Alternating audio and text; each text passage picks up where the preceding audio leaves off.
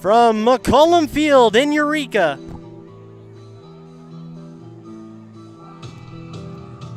The Eureka High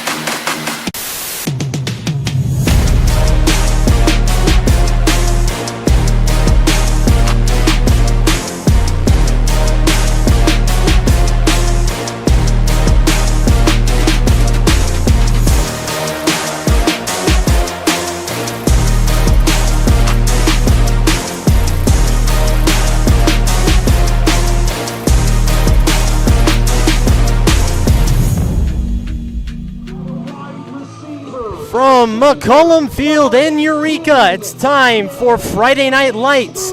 Tonight, the Deer Creek Mackinac Chiefs travel in a rivalry matchup to face off with the host, Eureka Hornets. Alongside Brock Stotler, I'm Gavin Russell. Brock, got a little ahead of myself there in the open. We didn't get quite to roll the intro video, but I'm excited for this great football game. Small schools, but big action. Yeah, absolutely. You see it here, Gavin. The stands are absolutely packed. Even Dee-Mack traveled well. That's what these nights are for in towns like this. Friday night's football night, and the towns are packed and ready to go. There certainly was a buzz around the town. Excuse the pun there for the Hornets, but certainly there's a lot of excitement around this game. A game that always has a lot of excitement, whether it's in Dee-Mack or here at Eureka. Eureka sporting their new turf this season. They just had this installed. I must say it looks beautiful. Yeah, absolutely. Coming from a guy who played on grass in high school, not a whole lot of familiarity with turf, but this Eureka field looking good. It looks ready to play for some hard-hitting action tonight, Gavin. Indeed it is. You see Eureka taking the field. You might hear the background music right there, Inner Sandman, as they run out. It's, again, a lot of excitement this evening. We've got a lot to talk about, a lot to break down this game. Probably the biggest thing right off the top, though, Brock, is how much Eureka has dominated this matchup in the last 6 or so years. Since the Chiefs won the state championship back in 2016, Eureka has won every single meeting. Now, take that with a grain of salt. Most of those matchups have been pretty close. Yeah, absolutely. Yeah, you take a look at it there, you see 29-20, 30-14, even 19-18 back in 2018. So a lot of back and forth action, and we really expect nothing different from this game tonight. No, you don't. And you see the graphic right there. It's almost storybook or comic book-like how these teams go at it. There's always something classic about how these two teams match up. But you get a look at their recent matchups right there. Eureka looks to continue the streak to 7 seasons. Again, they're under Jason Bachman. Other side, Dee-Mack would like to break that streak as both teams also are at 2-2. So big implications for both sides. We'll get into some more. We'll get into some key players, some key injuries. Brock, a lot to talk about in this game. But Eureka will receive first, and maybe some general thoughts off the top. We talked about the excitement, but more focused on the action on the field. What are you looking for, Brock? Yeah, absolutely. I think for if you look first at Dee-Mack for their defense, big key for them tonight is going to be stop the run. Eureka not done a whole lot of action through the air this year, just 720 yards through the air. So a big point of emphasis tonight for Dee-Mack is to stop that run. And then for Eureka, keep running the ball, run that clock. Dee-Mack dealing with a couple of key injuries, so we'll see if Eureka able to take advantage. We'll get into that more during this first drive upcoming, but it's time for football in Eureka. Glad you've joined us, and the Chiefs kick it away. It's a low line drive squibber past the 25 to the 20. Fielded right there, making a move shedding a couple tackles and will finally be brought down. Ben Lapp with the return for the Hornets, and let's get into it, Brock, right off the top. 2 key injuries in this game. Brent Denniston, Tice Albritton. If you followed Eureka, or rather Dee-Mack to any measure coming into this season, those are the 2 big names to watch. Denniston, game time decision, might actually suit up for a few plays. Not 100%, Albritton is out. Yeah, absolutely. A big blow to that Chiefs offense, and Albritton and Denniston being out. A lot of their offense comes from those 2 key players there. Indeed, we'll see what they can do, and we'll talk more about those complimentary guys as we get into this broadcast. But it's time for the first play from scrimmage. Play clock winding down to 3-2. Just got it off in time. Bulls rolls off a tackle, and he'll spin out for a few yards. Nearly had a early play clock violation right there. Yeah, absolutely. About the worst way you can start a game if you're an offense, taking a delay a game penalty. Nice spin move there by Bulls, able to get some positive yards and get the Chiefs and get the Hornets rolling. Hornets will pick up about 4. They're going to pass this time. Throws over, and little miscommunication right there. They will pass it a fair amount. It's Dawson Dorn, the senior, and him and Mason Bowles, the running back, have kind of been the 1-2 punch for Eureka. Dorn this season, 9 touchdowns to 4 interceptions, 49 of 84 on the season. Holzo's got it done with the legs, 79 rushing yards. Really big when you're both your running back and your quarterback are versatile players. Yeah, absolutely. It gives the defense a whole lot to think about. If Dorn's comfortable pulling it and taking it, he sees an opening, he's certainly capable of beating you. So a lot to focus on in the backfield tonight for that Chiefs defense. Bulls rushes up for a first down for Eureka. That was on 3rd down. So Chiefs staying competitive in the early going. I've talked with Cody Myers. Cody Myers has done a fantastic job with Dee-Mack. Former Canton coach, so he's been well-versed in the area. I believe he played at Eureka College, if I'm not mistaken. But Cody Myers said his guys are just got to keep grinding, keep stepping up, and we'll see what they can do in this game. First down, Dorn, option, pitches it out. Bulls, there is a flag on the play. Bulls will rush up for a gain of about 15, but I got to think this one might be coming back. Yeah, it looks like it was out on the outside there on the receiver, blocking, trying to seal the edge. Might have got a little bit of jersey there. A nice run by Bulls, but it looks like it is going to be coming right back, Gavin. Holding penalty, our first flag of the game. Always a key to the game for me. Keep the laundry off the field. Don't want to tarnish this new turf field with a bunch of flags. Absolutely, and those are just really drive killers. You rip off a huge chunk play, and then you got to come back and start from an even farther down in distance, so it really puts you behind the 8 ball here on first down. 1st and 20 now. And it's going to be a false start. So 2 plays in a row. Eureka, a little uncharacteristic. Both these teams pretty disciplined. Now we're getting to country mile territory. Yeah, absolutely. And you got to think head coach Sam Bachman's just kind of telling them, hey, guys, calm down, calm down. You know, obviously conference opener tonight, a lot of emotions, rivalry game. So just keeping it in check, keeping those emotions in check. Bachman, a well-versed coach. Jason's been here, I believe, about a decade or so. 6 straight playoff appearances for the Hornets. Dorn out to Bulls again. He's got some room to run. There goes Bulls down the sideline. He's got all of it back and then some. He'll stumble and he'll step out of bounds. It didn't take him too long. They went to the same play again. This time, better result. I'll tell you what, Gavin, that's about the fastest I've seen anybody run a country mile. Bulls was up that left sideline across the first down mark. Looked like he might score. Good hustle there by the Chiefs defenders to keep him out of the end zone there and make him snap it again. But still a big run there by Bulls. Gets all of it back. That's about a 30-yard run by Bulls. Goes in motion. Dorn will pass deep. He's got a man open over his head. Incomplete. Looking for John McDonald.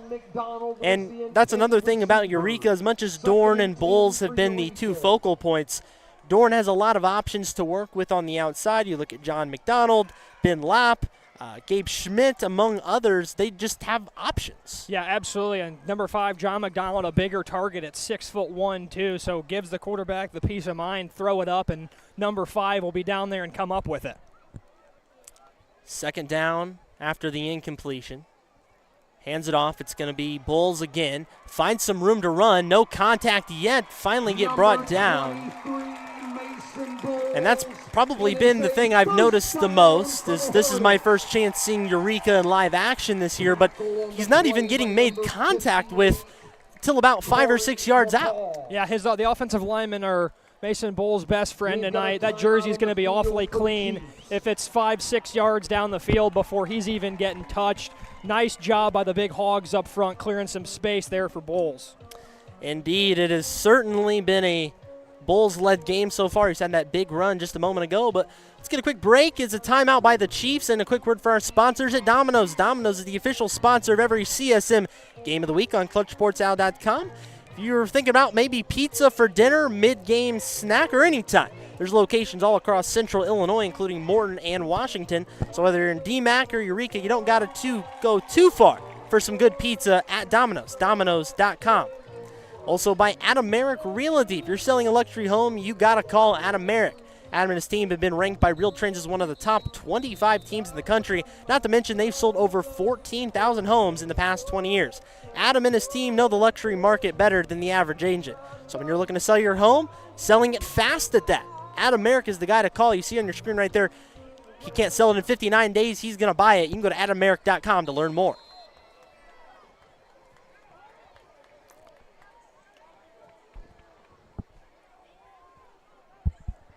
First and 10 for the Hornets. Try to get him to jump off sides off the Chiefs' timeout. Go with a hard count. They'll reset a little bit. Couple men in motion.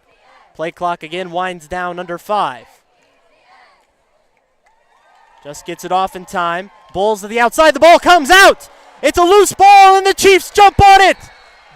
The team in white gets possession and forces the fumble. Beautiful play there by Dee-Mack. Ball out on the turf. Good hustle there by, I believe, 33 in white. Colton Ragar picks up the fumble, and just like that, that could be the momentum early in this game that Dee-Mack needs. Indeed, and I'm going to give credit right there. Again, I didn't get an official number, but looked like it was Xavier Dowling, the senior, 52 in white, coming in. Again, there's a lot of bodies hitting that green turf. But anyway, a big momentum shift, and now we get to talk a little more about the Chiefs' offense. We'll get more to that as they run their first play from scrimmage offensively. Takes the snap, and not going to be much of a gain here. The ball carrier is number 21. Brent Denniston, as we mentioned, originally expected to be out in this game. Cody Myers said he will take a few snaps tonight, seeing how he's feeling, dealing with a foot injury. Not necessarily season-threatening for the senior, but definitely playing through some pain, which, again, really shows his determination. And his counterpart, Tice Albritton, is out for a couple weeks with a hand injury. Yeah, absolutely. Credit to Dennison for getting out there, strapping him up tonight, showing some toughness in a big conference home opener. See how many plays he actually ends up getting in tonight, Gavin. And a big pile right there. PA announcer just said it best. A swarm of Hornets come in to make the stop. Denniston again, and it'll bring about a 3rd and medium. And again, they're going direct snap to Denniston. He'll sub out there. The ball is on the 49-yard line. Again, seeing how he feels. Cody Myers said his snap count will be limited, but when Denniston and Albritton are 100%, you can see just a couple games they've played. Denniston has racked up 189 yards in just 2 games on 19 carries. He gets his lion's share when he's fully available. Throwing, wide open man on the flat. And it'll be a first down and then some. Carson Cassidy finds his receiver, Drew Swedinski. And that's another topic of conversation here, Brock, is the quarterback. the man that came in and started the year, Chuck Hathaway, the junior, who Cody Meyer said is just an absolute stud at the position. He is also out for the foreseeable future, so just another big blow right there. But Cassidy has been around the last couple of years, gotten reps at quarterback, so maybe not the worst backup in the world to have. Yeah, no, absolutely. And just when you're snake bitten by injuries at the skill position in particular, it can make the offensive side of the ball scoring very difficult. So kudos to DMACC to have those guys able to step up and the reinforcements ready to step in case of an injury. Delay of game there on the Chiefs, but they're moving down the field.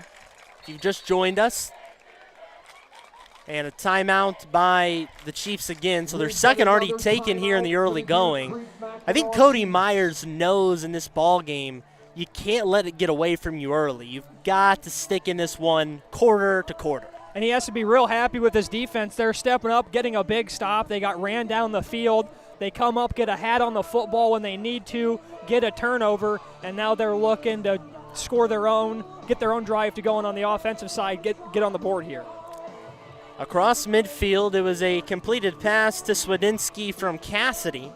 Again, Cassidy not a pushover at all. Being the backup, as a senior, you might think, he's just been overlooked a little bit. Whatnot. No, he's a very capable player. 6'3" senior quarterback. He's passed for 189 yards and 3 touchdowns so far this season, but has not been the primary player. Chuck Hathaway, again, is really a good up-and-comer. He's a junior, so he'll surely be back at some point. Wave off the flag, though. The timeout was called prior to the delay of game. So 1st and 10, back to normal as the Chiefs look to keep the drive rolling.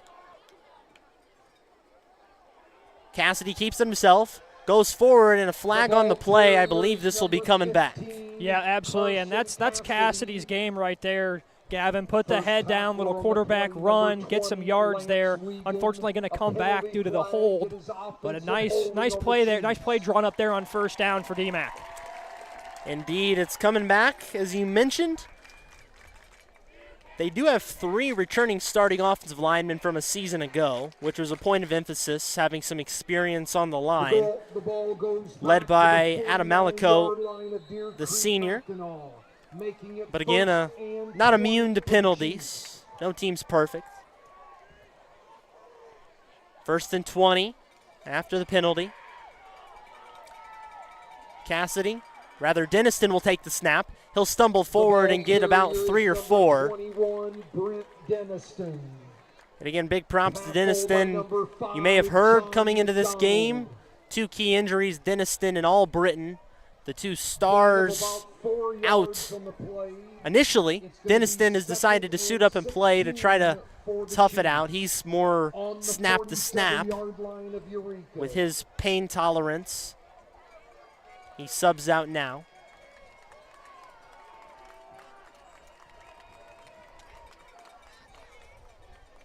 Second and 16. Play clock winding down under 5. Just gets it off. Trick play, but wrapped up in the backfield. Nowhere to go right there. And John McDonald read that about as perfect as you could have. Yeah, absolutely. Found the ball carrier with the ball and the little end around in the backfield there. McDonald not fooled, sniffs it out, blows it up. Back to almost 3rd and 20 now for DMACC, way backed up here on 3rd down. 3rd and very long. Eureka was in this position on their first drive, which led to a turnover. DMACC forced a fumble. Now the Hornets fans stomp their feet and get riled up on 3rd down. Play clock winding down again. And going to be another flag. Penalty flag on the play. A delay of game. So really it looks like miscommunication on the Chiefs front, really setting them back. Yeah, absolutely. They've really ran this play clock down to almost 0 really every play they've had on offense here. They get bit by one there. Not a time to take a free 5 yards there on 3rd and 19. 3rd and 24. Both teams have pushed country mile territory on their first offensive drives. Snap. Goes to Cassidy. He'll try to keep it himself and run. but he goes between the tackles and is taken down after a short gain. So likely punt formation for the Chiefs. And both teams' first offensive drives, not to get too far ahead of myself, but nothing going on offensively. Yeah, absolutely. You know, Eureka threw the first punch with a nice long run by Bulls. Dee-Mack answered back with the fumble recovery. We're putting together a nice drive of their own. Eureka comes up with some stops and gets them off the field. No harm, no foul for Eureka after the turnover. They'll get the ball back. High snap, punted away. Decent punt, and it's fair caught at the 25-yard line. And I think, Gavin, a piece of emphasis here for DMACC on offense has to be when you're missing skill position players like that, even though Dennison is, but we've seen him out there with a couple runs when he's not at 100%.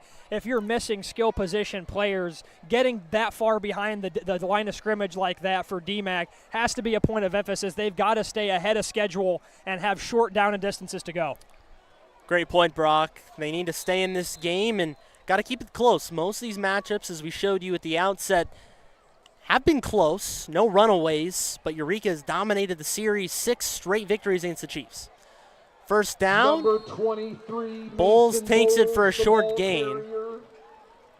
And I think that the Chiefs can live with giving up a few passes here and there if they're overall going to be stopping Bulls on a regular basis. Yeah, absolutely. Number 23 in green is the engine that drives this offense. If DMACC can slow him down even just a little bit and force Eureka to air it out, I think DMACC will be very happy with the outcome of that. No safeties playing for the Chiefs, maybe expecting run again. They'll pitch it out again. Bulls takes it, makes a cut up, gets nearly to the 35. He will get to the 35. And we'll see if they give him a generous spot. They will move the chains. First down, Eureka. Some good blocking on the edge there by the wide receivers, but really that was all 23. Bulls just kept driving the legs, determination, got a little push from the big fellas, drove for a first down, keep the drive alive.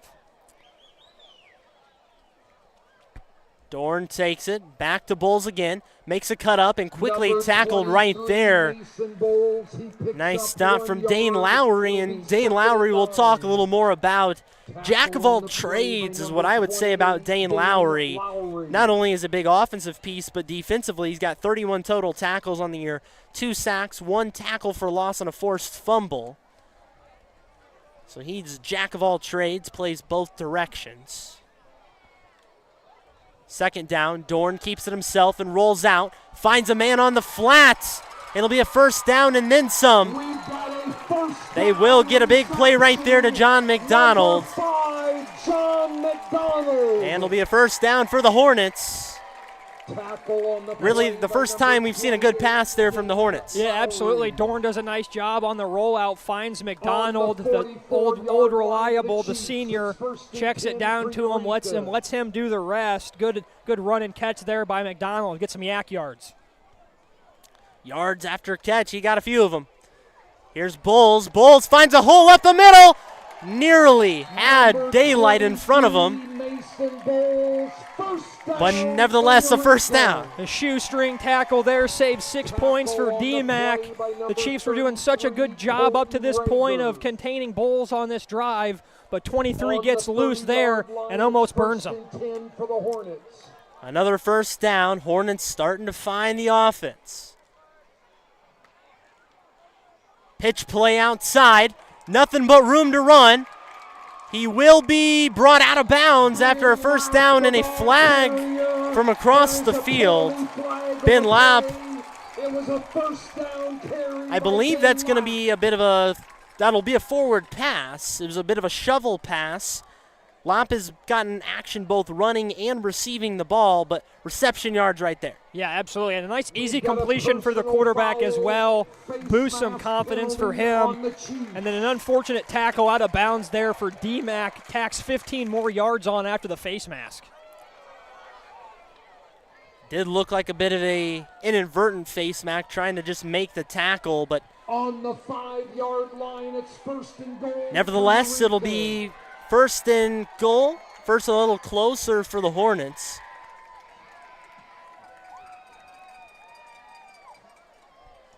as the Hornets have really utilized the outside edge of the field. They're not really going between the tackles much.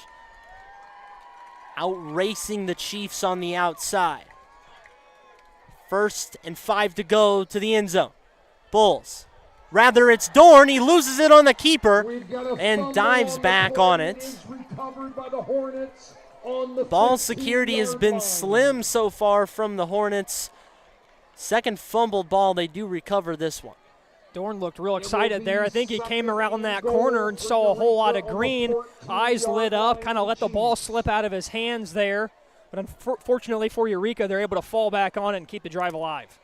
And to be honest with you, Brock, it had me fooled. Everybody thought, Bulls was kind of just going to take it up there to the near side. Dorn kept it, just couldn't expound on the play. Bulls comes to the outside, near side, still going. A flag is thrown, dives to the end zone. We're going to have this one come back, though.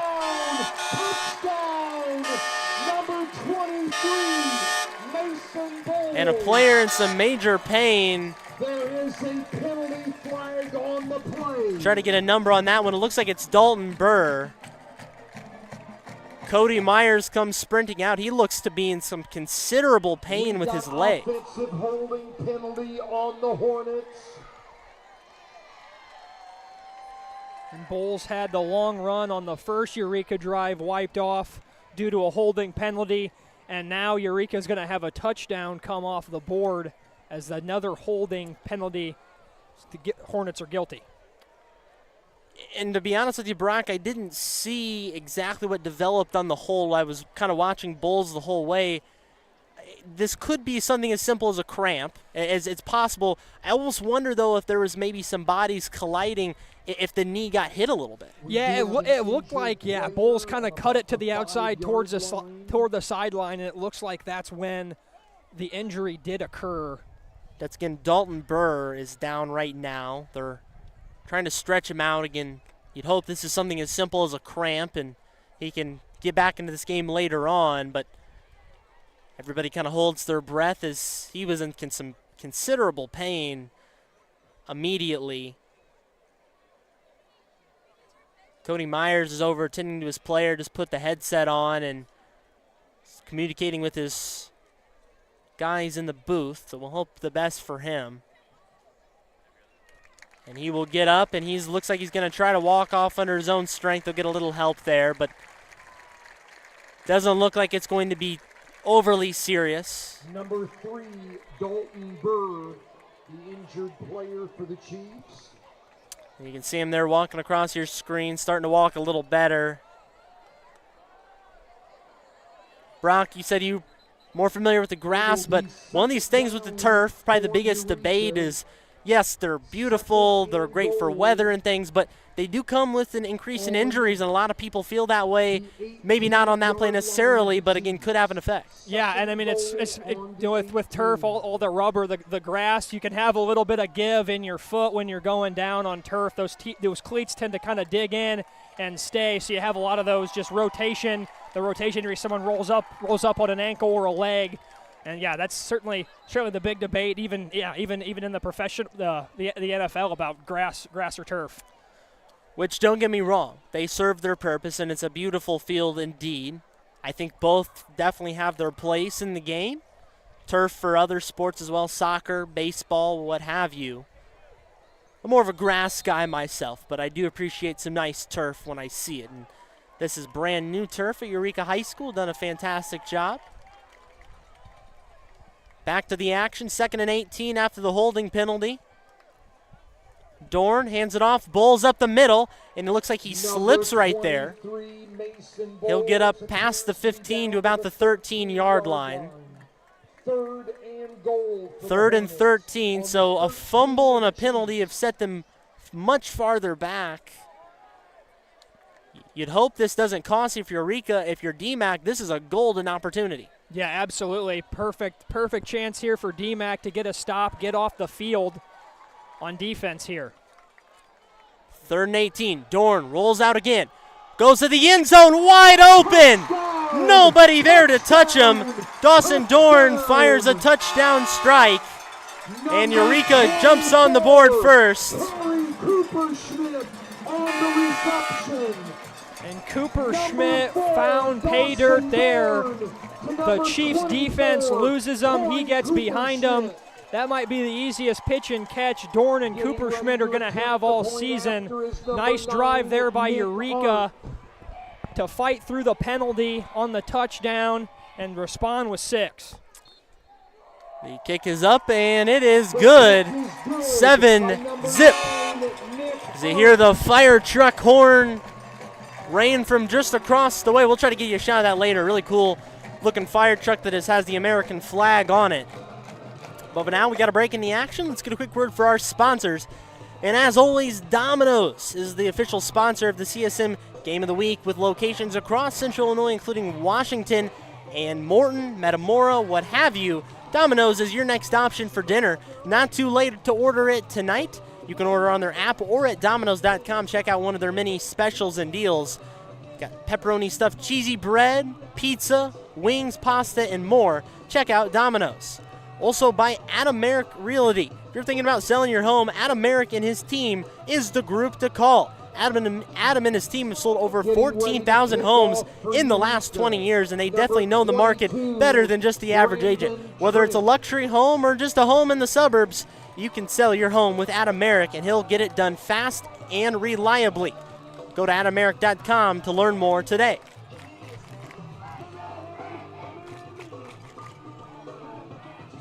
Hornets buzz to the end zone first as they lead 7-zip. As this first quarter is winding down, and they'll onside kick it here and recovered by the Chiefs. That was one thing, another thing, again, catching up with Cody Myers before the game. Last week, again, with several key injuries for the Chiefs, putting guys into spots that typically don't fill those roles, a little inexperienced. Their matchup last week, which came against Hayworth recovered 2 onside kicks against them. So even simple things like that have set the Chiefs back. That time, a much better job.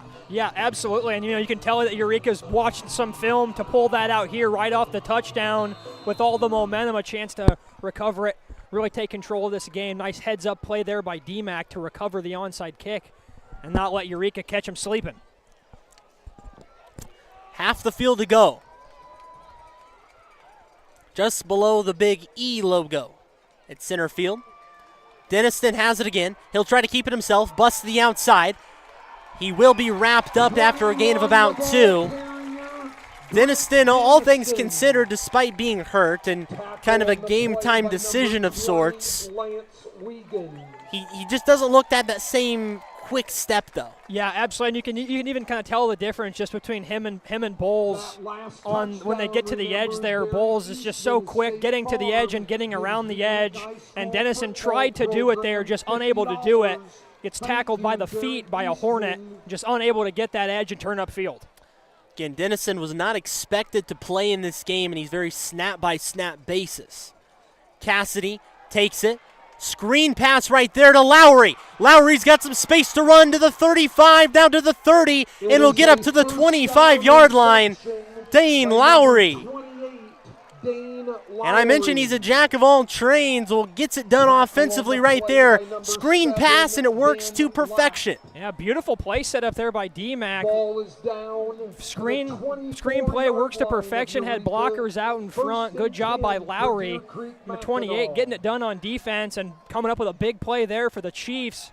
Getting them right on the cusp of the red zone here. To the 24-yard line they go. 1.5 seconds, 1.5 on the clock. And officials wave it off. Timeout by the Chiefs, so they exhaust their third and final of the half. They've had to take a couple to avoid delay of games. I think that the Chiefs were a little unsure. They thought the clock might run out, but Lowry was pushed out of bounds. Yeah, definitely a little bit of confusion there. Certainly don't want to burn your last timeout with only a second and a half left right before the start of the second quarter, but it's better than taking a penalty for sure. Get a quick look at your screen there. How about some storylines for this game? You mentioned the injuries. Albritton and Denniston were both expected to be out. Denniston has played marginally in this game. Albritton is officially out for this one. As for Eureka, you hear the buzz. They've won 6 straight, as we've kind of expounded on, so looking to make it the lucky 7 tonight. DMACC would like to change that. And then look at a couple of key players. Dane Lowry, Mason Bowles, their respective season stats coming into the game, as both teams eye a 3-2 finish or better to make the playoffs. 1st and 10, last play of the quarter. Pushed up the middle. A pile moving forward, and it'll be a gain of about 5 is where we finish quarter number 1. Carson Cassidy on the carry. And at the end of 1, Eureka 7 and DMACC 0. Brock, some first quarter thoughts? Yeah, absolutely. I thought, both teams' defenses did a really good job making some plays, getting off the field. Obviously, DMACC forcing the turnover. Eureka had some trouble with the ball, with their ball control. Were able to punch it in, and then for Eureka, just keep running the football. DMACC had some trouble slowing down those runs to the edge. Keep feeding number 23 in green and let them light up the scoreboard. Let's get a quick word for our sponsors at Domino's. Domino's, the official sponsor of the CSM Game of the Week. No matter where you might be watching tonight's game from, there's a Domino's nearby all across central Illinois, including stops in Morton and Washington. Domino's Rewards is back and better than ever. Earn free menu items on every other order. Sign up and order now at Domino's.com or in the app. Choose Domino's. Also, by Adam Merrick Realty. Adam Merrick and his team can sell your home in a flash. They'll sell it in 59 days or Adam will buy it. So if that sounds easy to you, sounds easy to me, you can give Adam Merrick a call and check out his website, adammerrick.com.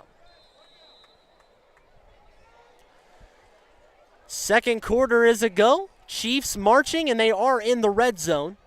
19 yards to go to find the end zone. Snap up the middle. Try to get a number on the handoff there. It'll go for nearly a first down, perhaps just short.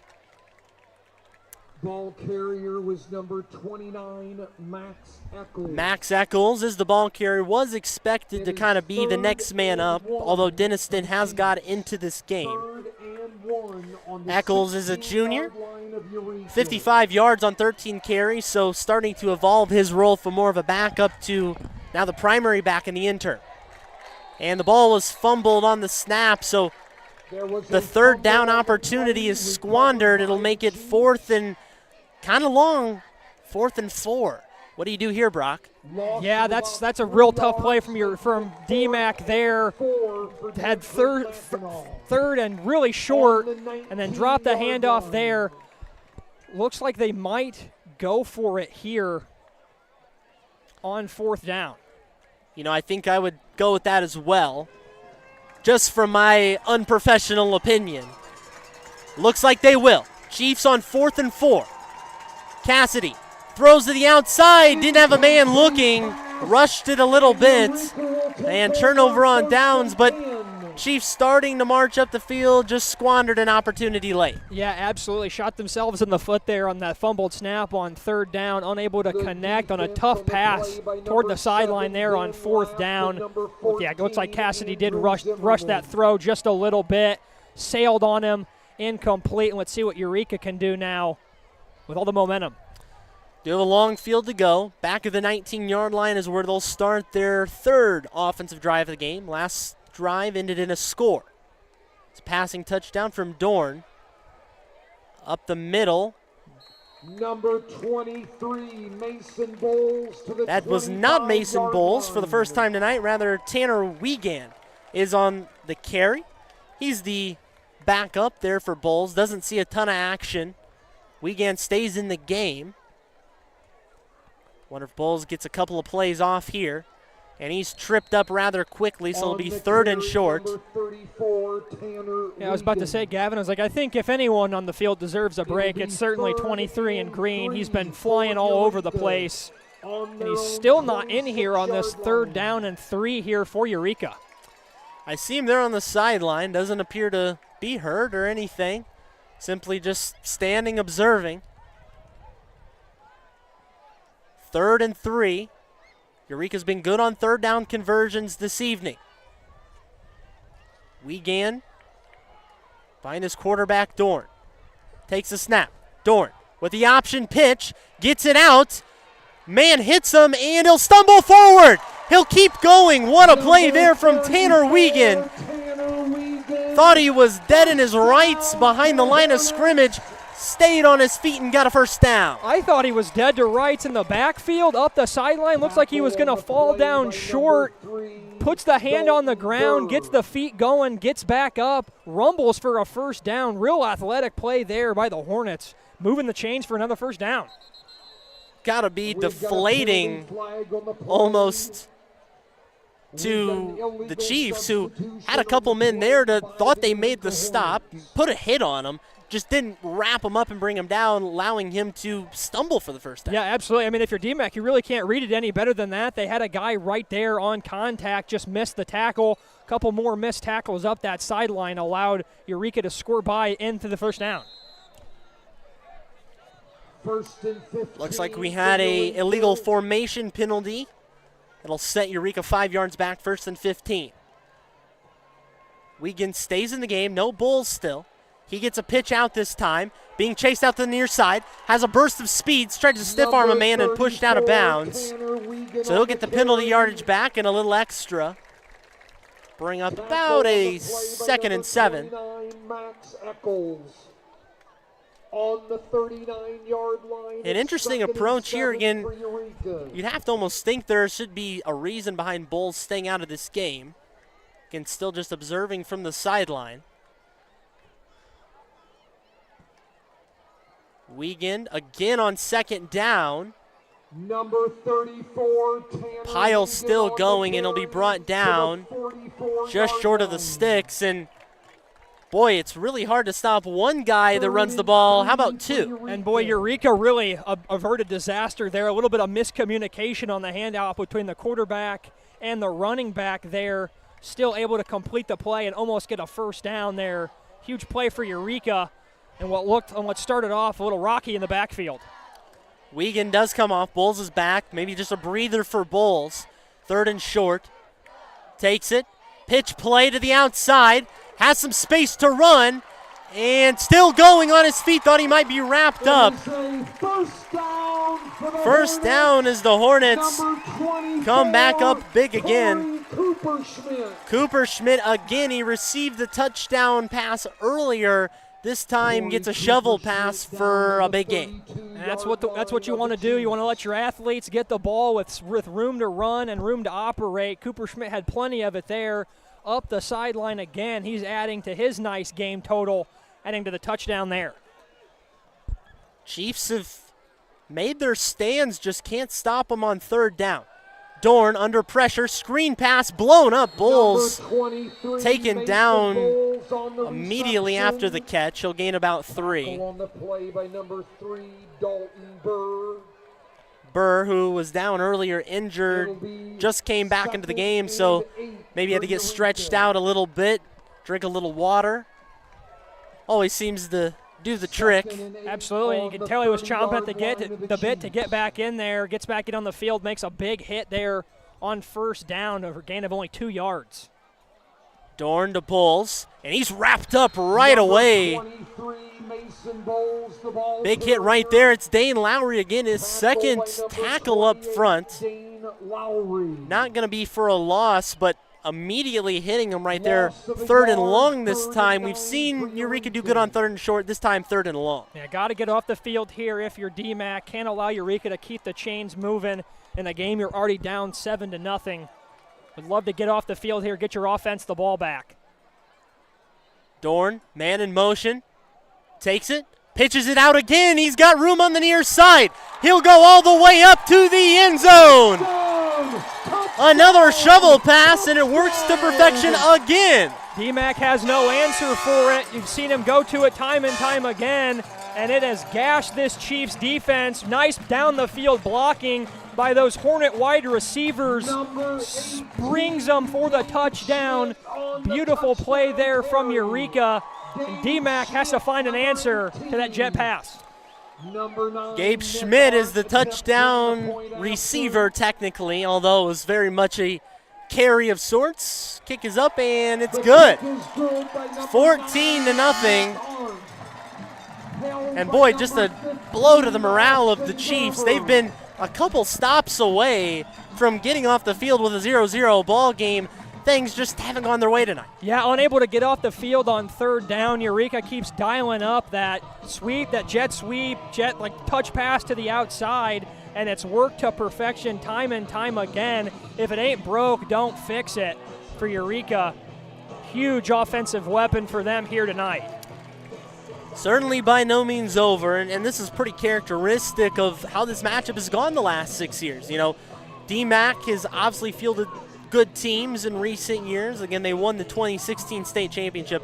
Eureka maybe has had some better teams in certain select years, but for the Chiefs, it's just been kind of unfortunate circumstances. Again, injuries plaguing them at the moment. In the past, they've had a few unfortunate bounces go their way. They'd like to reverse the luck a little bit tonight. But so far, Eureka wants to make it 7 straight victories over the Chiefs. They'll kick it away this time. Chiefs will return it. Slow return, and it'll be back past the 25-yard line. Sean Denniston, younger brother of Brent Denniston, with the return.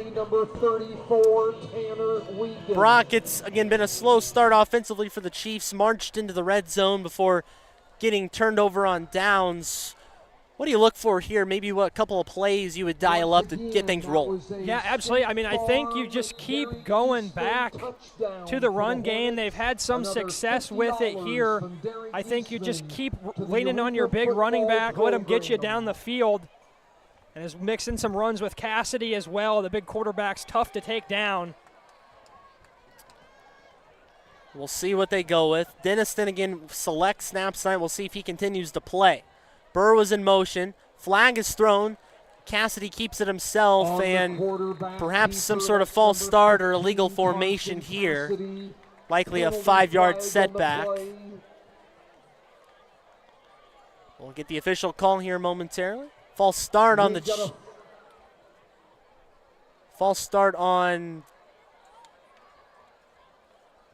Hornets. Looks like he's telling number 10 he was lined up in the neutral zone maybe.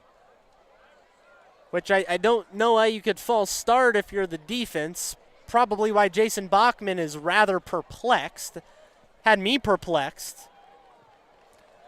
We'll see. I mean, it did seem like Eureka did get in the backfield rather quickly on that play there, and that could have been a contributing factor to that being such a blown-up play.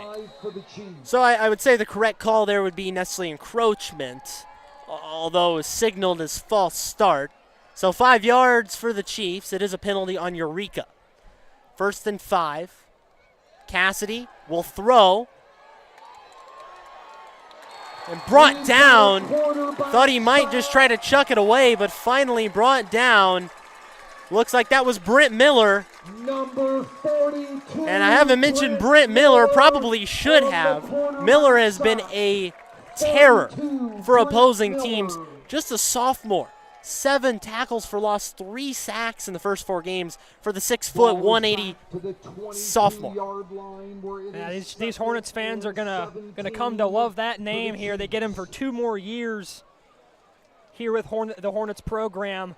And certainly a name to watch and a big name on that Eureka Hornets defense. Busted through the line and sacks him for a loss. Screen pass out here. It's Lowry again on the reception. Busts through and he'll get past the 30-yard line. Number 29. So it'll give him a 3rd and manageable. Going to be about 3rd and 7 or so. Well, the only real play that DMACC has had a ton of success on tonight has been that screen there and the screen to Lowry on the last drive. So look for that to continue to be a part of their game plan as Eureka showing signs of having trouble stopping that, just like DMACC is with their play on the other side. Hornets fan trying to provide a little extra energy on 3rd down here. 3rd and 6 is where it stands officially. Full house set. Snap directly. It's going to go to Lowry. Bust to the outside. He's got some room to run. And it'll be a 1st down for the Chiefs as they will move the sticks. Rather, it's going to be Max Eccles, 29, not 28. but no matter what, it is a first down for the Chiefs. Nice play there by the Dee-Mack there, dialing it up. A direct snap to the running back on third down. Gutsy call, gets him the first down. Lowry continues to fill up the stat sheet on both sides of the ball here for Dee-Mack. Again, Eccles that time on the carry. Eccles has gotten worked in slowly. He's been probably a backup primarily coming into the season. First down. Looks to throw over the middle. Nearly tipped and intercepted. Burr in and out of his hands. Number 3, the intended receiver. Looked like a good pass to me, Brock. Maybe a little high, but Burr just couldn't secure it. Yeah, absolutely. Really nice pass there by Cassidy. And those are the ones that kind of make you hold your breath. Those ones over the middle that kind of get tipped up in the air for a second. Thought Eureka was going to come up and make an athletic play on it to steal the possession back. But lucky break there for Dee-Mack. The ball hits the turf, and unfortunately, Dalton Burr unable to squeeze that one. 5:20 to go on the clock. Getting close to halftime. A quarterback keeper on 2nd and 10. Interesting play on 2nd and 10. Perhaps just a, let's make this third a little more manageable. Maybe they have a, you go to the golf bag, you pull out the 8-iron. This is your 8-yard play. Yeah, just something to get you a little bit closer to the first down, something you're confident you can get positive yards in. Nice execution there from Dee-Mack. Backed up still, though, 3rd and 8 here. Another full house, no receivers out. Cassidy will throw, looks, nowhere to go, airs it out, tries to find Lowry, incomplete, and everybody on the DMACC sideline wanted a pass interference, but there's no flags. Zimmerman with the coverage. And boy, another good-looking play, just couldn't find the pass and catch. It really is just a game of inches there, Gavin. Burr drops the one over the middle, and that one a couple more inches outside, and that's a completion there. Tough break for Dee-Mack as they will bring out the punt squad here. Deep to receive the punt, number 7. Evidently, though, Cody Myers is getting gutsy, and he's willing to take some shots. I think you got to just lay it all on the line in this sort of game. So I'd expect Dee-Mack to try to dial that in. Punt is away. It's a good one. Fair caught just past the 25-yard line, and a long field to go for 4.5 minutes. Brock, if you're Eureka now, you don't necessarily want to focus on the clock. You've got plenty of time left in this ball game. But with 4.5 minutes, if you kind of just have a slow and methodical drive, you could potentially end this half on a score. Yeah, absolutely. And that, like I said, this is a huge drive here for both teams. For Eureka, a chance to go into the half up 3 scores. And for Dee-Mack, a chance to get off the field, get your offense the ball back, and a chance to cut this lead in half right before halftime. Huge drive here for both teams. The lights are in full effect on a Friday night. What more could you ask for? Thanks for joining us on ClutchSportsOut.com. Eureka and Dee-Mack. Hornets lead 14-zip. Man in motion. Takes it again himself. And it's going to be the keeper on the play by Dorn. Couple of yards for Dorn, nothing going on.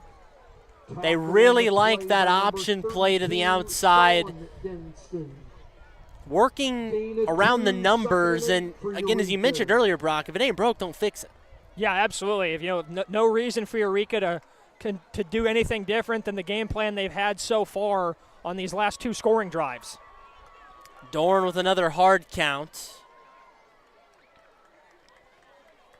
Dee-Mack still dialed in.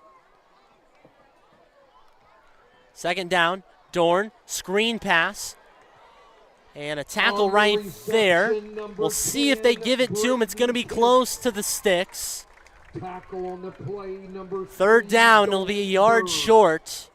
And with the way Eureka's been on 3rd down, you think it'd be a shoo-in, but boy, what a big stop it would be for Dee-Mack if they can come up with it. Yeah, absolutely. Eureka's just feasted on 3rd down. It's almost like they want to get there every time. They've been so good at keeping themselves on the field. Let's see what they draw up here. 3rd down. Up the middle is Bulls, and he'll have enough for a first down. Then some. Cuts up midfield. Still turning the legs, and he'll be short of midfield. Looked like a video game character, just juke left, juke right, and a first down for Mason Bulls. What's new? He was spamming that X button, Gavin, making all sorts of moves in there. Looked like it was going to be a 2 or 3 yard run. All of a sudden, number 23 gets loose again, makes a couple people miss, and he's rumbling for a big first down. Another first down run here. Bulls chase to the outside. Stumbles forward and somehow still gets positive yardage. Brock, we're both just dumbfounded. He's running backwards closer to the 40-yard line marker, somehow makes a cut at the last second and gets about 3 yards. Yeah, to get positive yards out of that play, I didn't think so. Dee-Mack did a really good job stringing it out to the sideline. Bulls just makes a quick cut. Just good body contact. He ate a hit, able to stay up and keep fighting for a couple extra yards. 2nd and 7, goes to the same play again. Bulls finds a hole this time, breaks through, and another big gain for Mason Bulls.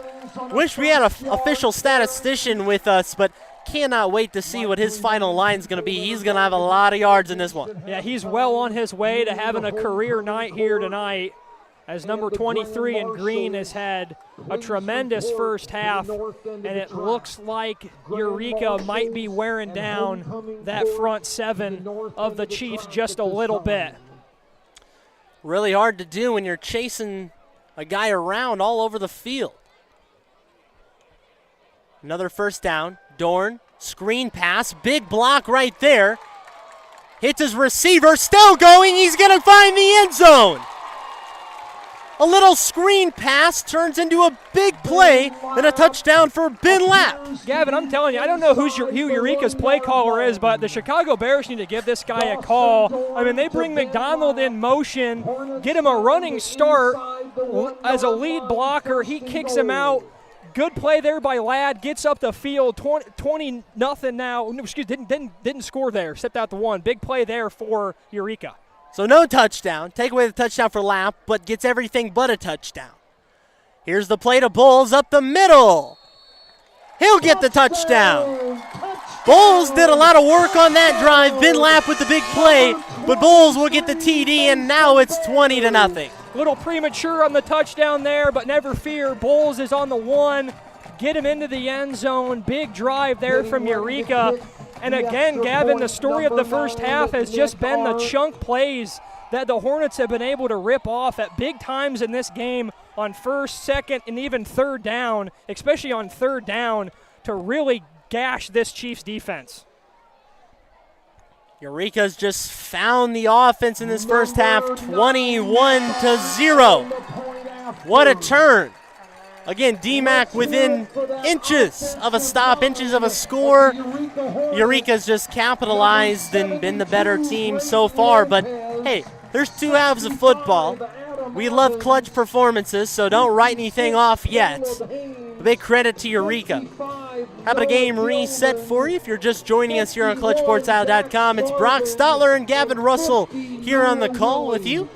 Rodrigo Perez and Michael Savoy are our 2 assistants here doing a fantastic job. Rodrigo responsible for a lot of the graphics and things you see. Michael stepping in right now running the show on the computer.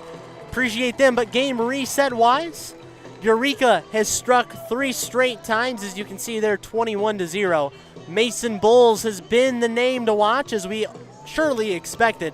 Multiple big runs. He finds the end zone for a touchdown. Otherwise, Dawson Dorn has done his usual thing, finding Swedinsky for a touchdown pass earlier in this ball game.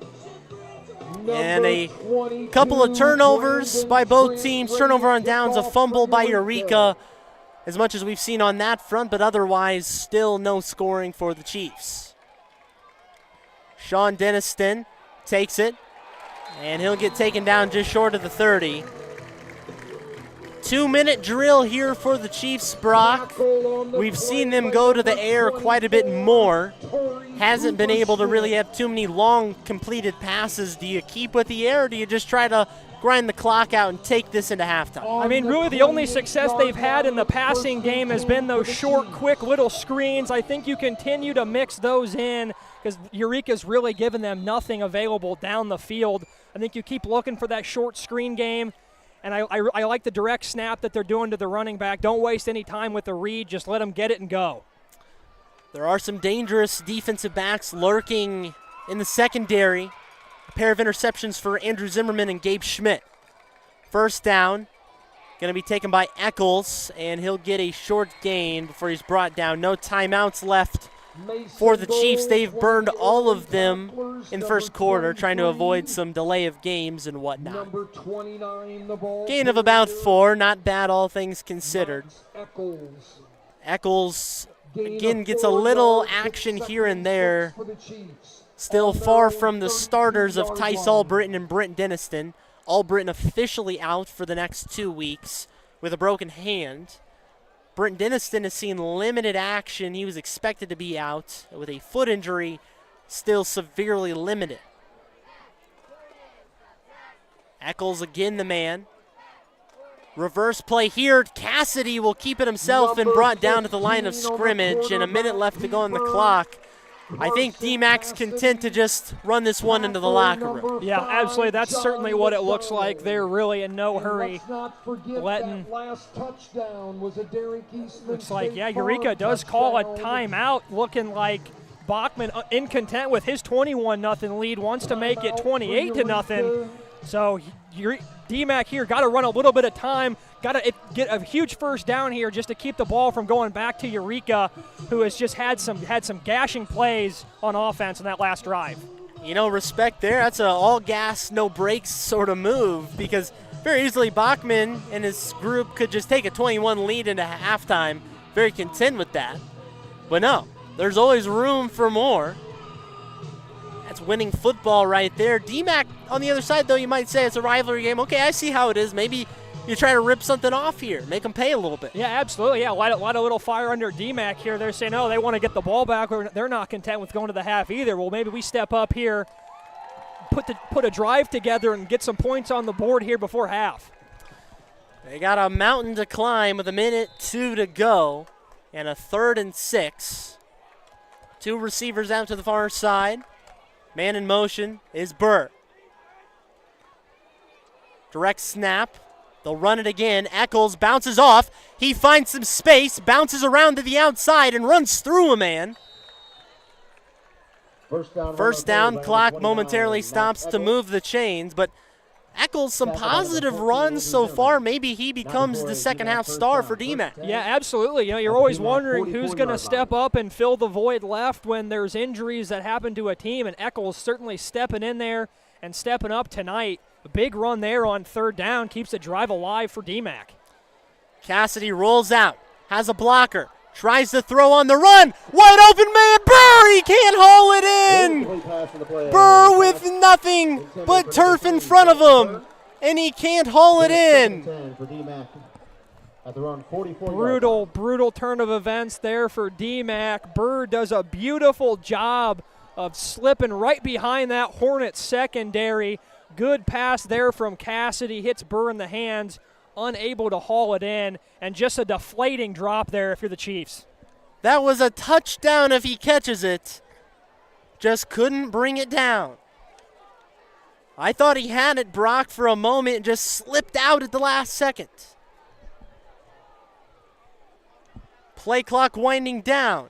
Cassidy again rolls out, looks to throw. Throws over again, this time to Lowry. He finds his man. Another first down as the Chiefs starting to find some open men. Number 28. They get up quickly. Clock stops while the chains are moving. By number 14, Andrew Zimmerman. Now the clock keeps rolling, 25 and counting. And they spike the ball to conserve some time. And you know what? The Chiefs are looking to score. It is very evident. Yeah, absolutely. They rip off the big play there from Lowry. Get down to right around the 30-yard line here, and it's go time for D-Mack. 22 seconds left. Have a couple shots at the end zone here. And as good as the Eureka secondary has been this season throughout this game, they have found some holes. Burr, again, has dropped a couple passes, kind of shooting himself in the foot there. Lowry has made several big gains via the reception.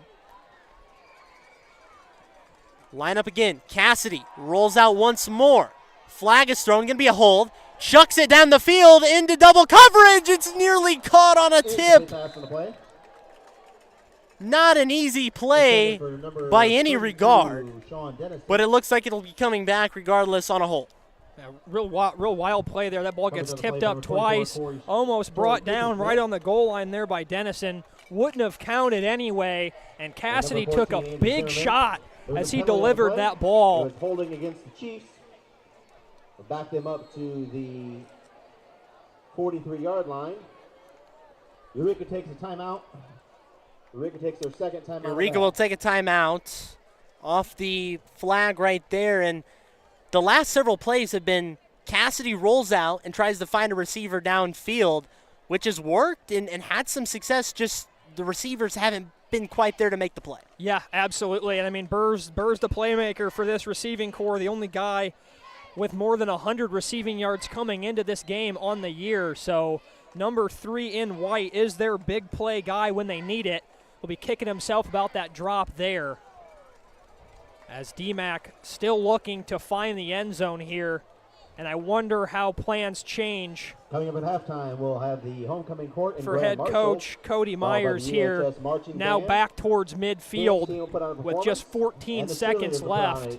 A cheer routine. And we'll finish off. I'd imagine he'd just be content to take it out here to the half, down 21-0, and live to fight another day. We'll see what they do here on 2nd and long off the holding penalty.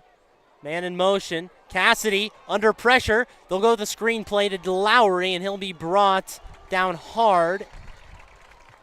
Out of bounds or inbounds? It's inbounds. The clock will roll and look to expire. That's where we end one half of football from McCollum Field. Eureka up 21-0 over the DMACC Chiefs.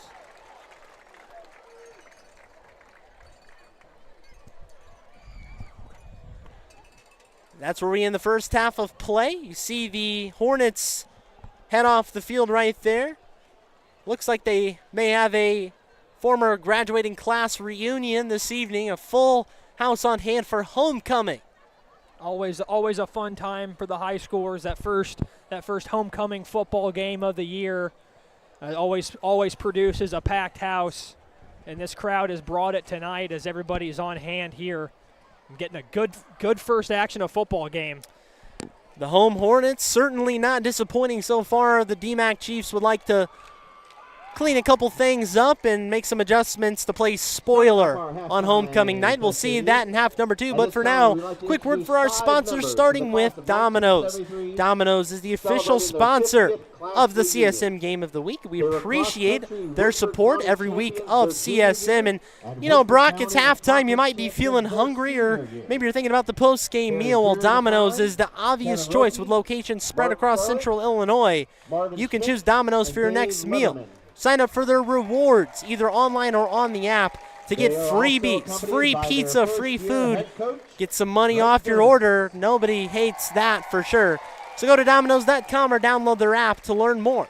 Also by Adam Merrick Realty. Adam Merrick and his team are the best in the business and your obvious choice when you're selling your home in central Illinois. Adam is the only agent in today's market to put his money where his mouth is. If you can't sell your home in 59 days, Adam's going to buy it, taking all the stress and pressure off of you. Adam and his team have been consistently recognized as one of the top real estate teams in the country. Time is money. So when you want to sell your home, you got to call Adam. Adam Merrick Realty and AdamMerrick.com. It's the Eureka High School Marching Band. The percussion. The flag team is out there as well. Always a staple. It looks like they have their themed show. Graduated from EHS in 1986. But it looks like we're having a bit of a ceremony here, recognizing some alumni of the Eureka High School. And a beautiful evening here in central Illinois. While at Eureka Middle School, she also coached cheerleading and scholastic. Yeah, I wasn't sure what the night was going to look like after the way it started today, but really that rain's gone away and it's cleared itself up. And we have a beautiful night here in Eureka. As we got some high school football on hand here. And Brock, I had to get a shot here as Rodrigo Perez will move our camera into position. You see out there to our right, just beyond the end zone, is the fire truck that hoists the American flag in the air with the long extended ladder boom. That's also been blasting those very noticeable fire truck horn sounds when Eureka scores a touchdown. They've done that 3 times tonight. Cool feature right there, though. It's clad in the Eureka white and green. And that's what high school football is all about, the community coming together. You got the fire department here. You got the alumni here. This is just high school football in a nutshell. Yeah, absolutely. You know, businesses, when it hits Friday at about 5, 6 o'clock, businesses lock the door. People show up to the field, show up and show out to the field. This is Friday night in these small towns, and you can just tell how much the team means to these Eureka residents here as they have filled these stands on the homecoming game. Indeed. Well, we're going to take a break right there. We're going to stop it, and we'll be back here in just a couple minutes. So you get a look there at the fire truck of Eureka High School and the Eureka Fire Department. Adding a little liveliness to the atmosphere at McCollum Field. For now, we're going to step aside for a brief break. Don't go anywhere. We'll be right back. The Domino's Game of the Week on CSM. You're watching Eureka and Dee-Mack go at it here on ClutchSportsIL.com. Tyler Tate.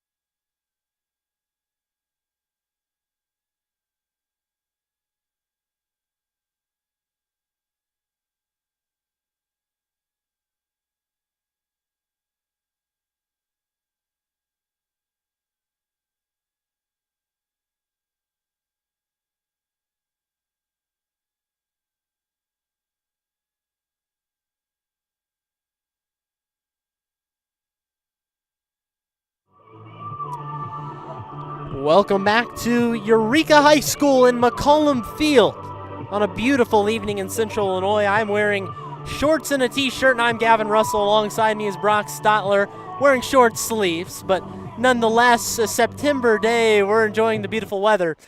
But we want to talk about something very special that Clutch Sports has rolled out as we come back here during halftime. About 8 or so minutes before second half action will get rolling as homecoming festivities has slowed that down. No fault to anybody. Love the atmosphere here. But Clutch Sports Media Overtime, as you may have heard us talk about on previous broadcasts, we're talking about CSM Overtime for a variety of reasons, mainly because it's a first of its kind. It's a full database of stats, schedules, standings, feature articles, in-depth coverage of all high school sports, not just football, not just one in particular sport. I mean, we're covering everything, Brock, top to bottom. We've got a dozen plus people working on this staff. And again, yes, it is subscription-based. There is so much that it offers. If you're a high school football fan, a player, a coach, a parent, whatever it may be, this is the service for you. Yeah, absolutely. Great stuff over there, even though, they've got those little roundup, write-up articles every day for the events happening throughout the area. So it's just the one-stop shop for all your stats, scores, information, and really everything sports here in the Central Illinois area. CSM Overtime, definitely check it out. Some great stuff over there that those guys are doing. Brock, you've been a part of it. You're over there, I would say. You've written a few articles. You can go check out what Brock has written. Myself, Rodrigo Perez has written some things as well, and our other great writers on the staff. Again, a lot of guys going deep, taking deep dives into high school sports. Not just football, but you got volleyball, you've got golf, and again, it's daily coverage. You're paying for something every single day. Not to mention it helps us keep these broadcasts free and continues to expand around Central Illinois high school sports coverage. So continue to support us, continue to enjoy our coverage, and we'll continue to get bigger. But if you're still not totally sold or want a little more information, here's an informational video. Co-founders Joey Wright and Larry Larson, along with General Manager Jonathan Michael, he have more to tell you about CSM Overtime.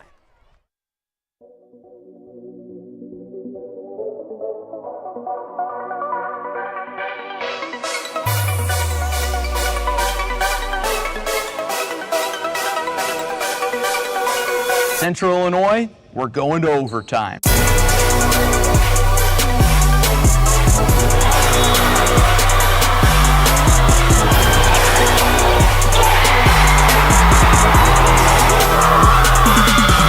After 4 years of preps coverage in Central Illinois, Clutch Sports Media is ready for a new era. CSM Overtime. What is CSM Overtime? We're going beyond the broadcast to give you in-depth coverage of your teams, Your stories. Your stats and standings. your highlights and action shots. With your subscription, you'll get to see news and feature stories from all sports, up-to-date stats from around the area, and thoughtful analysis from our team of experts. As for our broadcast and social media coverage, it's only getting better. With your support of Clutch Sports Media Overtime, we'll continue to grow our free broadcast coverage with more sports, more games, and more innovation. And thanks to our partnership with Too Efficient Media, your social media feeds will be filled with Central Illinois' best sights and sounds. CSM Overtime will also give you access to full galleries from some of the most talented photographers and videographers in our region. As the new season approaches, it's time for more. More action. More stories. More coverage of all Central Illinois sports. It's Clutch Sports Media Overtime. Thank you, John, Larry, and Joey. As you see, they made stops at Dee-Mack and Eureka, as well as several other high schools around the area, showcasing their facilities and telling you more about CSM Overtime. Again, you can subscribe today, monthly, or annually. We'll have coverage year-round around high school sports of any sort. Not just one or two, any high school sports, and you can find and learn more today, ClutchSportsIL.com. Brock Stotler and Gavin Russell in the booth. Let's get a quick word for our great sponsors of this game that also are a big reason this is all possible. Domino's, your local Domino's branch, and there's a lot of them. You can find them all across Central Illinois, Morton, Washington, Metamora, Pekin, abroad. You can find Domino's. Perhaps you're still in fix for your dinner in the second half. Great time to kick back and eat some Domino's, or maybe your post-game meal. I recently learned they're open till about 1 a.m. I took full advantage of that last week on my way home from Washington. Domino's is your home for great pizza as well as many other things, cheesy breads, wings, pasta, and more. We appreciate Domino's support of Clutch Sports Media. You can find out more on Domino's.com. Also by Adam Merrick Realty. Adam Merrick and his team are the option when you're looking to sell your home. And maybe you're thinking about selling a luxury home. Well, Adam and his team know that market a little better than the average agent. Adam and his team are ranked by Real Trends as one of the top 25 teams in the country. As a real estate agency, they've sold over 14,000 homes in the past 20 years. In fact, Adam and his team have a signature marketing program designed to help his clients sell for more money and faster, allowing you fewer hassles. The choice is obvious. It's Adam Merrick to sell your home and a little Domino's for dinner tonight. We appreciate their support. As you get a look there at the Eureka Hornets, and I always love talking about the jerseys of both teams, Brock. That's one of my favorite parts to come out. You love the atmosphere, you love the scenery of the football field, but what the guys throw on for their jerseys and the helmets is always a big difference maker to me.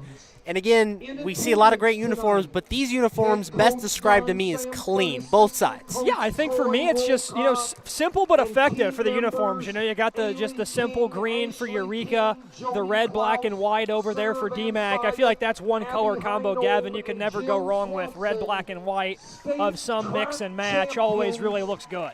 Indeed, and Cody Myers was telling me that this is the first year ever Dee-Mack has sported white pants.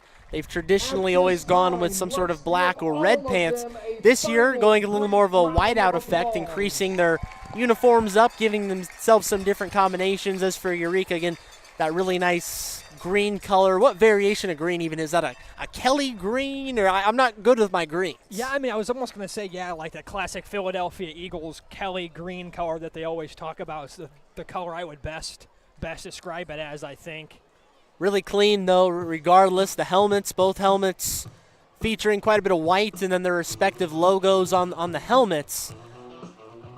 Yeah, uniform descriptions right there. Maybe we need I'm a big fan of listening to Chicago Cubs baseball, and oftentimes you'll hear the uniform descriptions of the legendary Pat Hughes. I believe they have it sponsored by Sherwin-Williams or some other paint brand. We need a sponsor for that. Love a good uniform description, and the great Pat Hughes. If you're a Cubs fan out there, you probably are very familiar with Pat and Ron, as they do a great job calling Chicago Cubs baseball. And how about some fans taking in the game? They didn't have to pay any admission. They watch it from the deck. Right across the way, right at the 50-yard line. You got the barbecue going, you got the fire pit out, and having a little house party watching some Hornets football. And, that's one of the things that I think is kind of underrated and no one talks about these high school football atmospheres, just the amount of houses just in the close vicinity of this. You can get a whole group of people, throw up some lawn chairs in your back deck, and take in a football game for free. Some good action here tonight. So, yeah, that's just another one of these underrated atmospheres about high school football in these small towns. Beautiful stadium at McCollum Field, but whoever those people's house is, they did a good job. Good location for the deck. They are positioned perfectly at the 50-yard line. that could not be more dead on. They got the string lights. They got the setup out there. Loving a good football game on a Friday night. We love good football, and we're getting back to it right now. The Hornets set to kick off. Dee-Mack unable to score in the first half, although they started putting together some offense late in the quarters. Just could not capitalize. So we'll see what they can do. Half number 2 is underway, and it's a squib kick up the middle. Sean Denniston will field it. Rumbles up. Gets a little bit of a hole. Bodies through a couple men. He's just a sophomore. Younger brother Brent Denniston looks like a grown man out there. I was just about to say, Denniston goes 6 foot 190 on the program. He looks every bit of that out there as as a sophomore is a real handful. On the 38 I don't think he's out there to speed past anybody. He's just there to run through a few defenders. Cody Myers knows his personnel well. 1st and 10 here for the Chiefs. Didn't really have a ton of identity offensively in the first half. A few passes to Lowry, a few runs by Eccles. Again, Denniston and Albritton not 100%. Albritton out, Denniston very limited. Cassidy will throw, and this time will be a low throw, perhaps an opportunity for some more yardage if the throw's a little more online. Swedinski with the reception, and it'll bring up a 2nd and 7. Yeah, just an unfortunate turn of events there for Dee-Mack. They complete the pass, but it's well low, and the receiver falls down, making the catch down there, unable to get any extra yards, as it looks like he could have turned that upfield, maybe made a guy miss, and have been off to the races. But still a positive play. Eureka catches a break, though. They'll take a direct snap. Eccles tries to knife his way up. It looks like he will get about a yard of forward progress as once again, a swarm of Hornets comes in to make the stop. No one player probably gets a ton of credit for that stop. And I think that's the one thing you've kind of maybe noticed, Gavin, is when Eureka hits the ball carrier, all you see is some green jerseys, a lot of gang tackling, no one's breaking tackles, getting extra yards. It feels like a lot of the time on some of those big plays, a missed tackle by Dee-Mack has led to a run out for Eureka and allowed them to get a lot of extra yards. 3rd and 5. We'll see what they can do. Cassidy looks like he's going to pass. He will. He's got time. He will air it out deep. He's got a man. Swedinski catches the ball. Long pass and catch. Cassidy to Swedinski. And it's a long 1st down. The chain gang starts running. Dee-Mack really forgot all about that first half here quickly. A punch in the mouth. You're punching Eureka in the mouth early here. Deep pass down the field. Their biggest chunk play of the game. Have to capitalize here. Down 3 scores. What a big momentum boost right at the half this would be for the Chiefs. Into the red zone they go. The closest they've been to 6 points tonight. Still 1st and 10. Cassidy will take it himself. Nowhere to go, though. Rather, that's Denniston will take the direct snap, and he will lose about 5 yards. So the wrong direction there. Now, Dee-Mack still has the ability to get a 1st down, but it's really on top of the goal line. They have to get to the 2 for a 1st down and a couple more for a touchdown. Yeah, absolutely. I mean, Eureka's really cranked up the pressure on defense when Dee-Mack's been on the doorstep here. And every time Dee-Mack's got a little bit of momentum and gets in the red zone, a negative play drops them backwards and puts them behind the 8 ball. Big loss of 4 there for Denniston. Denniston will stay in the game. Again, limited action this evening coming off a foot injury. Cassidy's going to throw. Back to Swedinski on the outside. Makes a man miss. Knifes up, and it'll be short of the 1st down, down to about the 5-yard line. Really like that play, though, Brock. They've gone to Swedinski 3 times on this drive. That's his 3rd reception of the evening, and it pushes him closer to the goal line. Yeah, absolutely. He gets behind the secondary for the throw down the field a couple plays ago, and then working the little intermediate area over there, turns upfield. Gets a lot of that penalty yardage back, about a 10-yard gain. Beautiful drive, beautiful throw, beautiful catch by Swedinski and Cassidy. Denniston in the backfield. They hand it to the up man, though. Driving forward, I think it's Sean Denniston. Is he into the end zone? He's going to be short. Number 15 on the quarterback keeper is Carson Cassidy. Boy, I will say, if you're Dee-Mack, the 2 guys on this roster you feel most comfortable with and the ball in your hands right now is Cassidy, who's a load at quarterback, and then Denniston, the big sophomore. Just need a yard here. Let's see what Dee-Mack can do.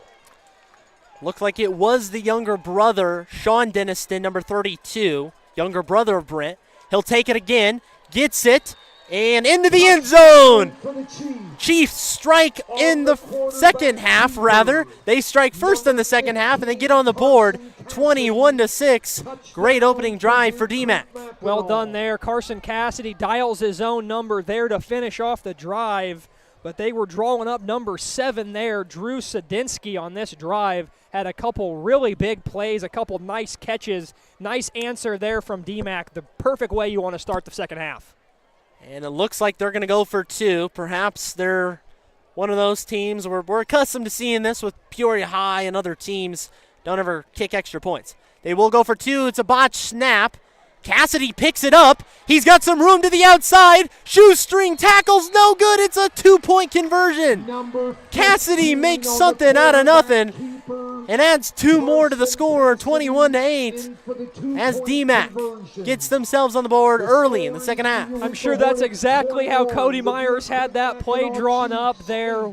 Great awareness by Cassidy to pick the ball up off the turf, make something out of nothing, rumbles around that end, powers in for the 2-point conversion. Nice little turn there for Dee-Mack, the touchdown from Cassidy, and he calls his own number once again. Cody Myers discussing something right now with the officiating crew. They're all huddled together on the 20-yard line. You get a little shot of it there, but quick word for our sponsors tonight and always this season. Domino is the official sponsor of the CSM Game of the Week. One of the many central area locations, including Morton and Washington. You can get your fix of pizza or whatever you might be craving at Domino's, Domino's.com, and the Domino's app.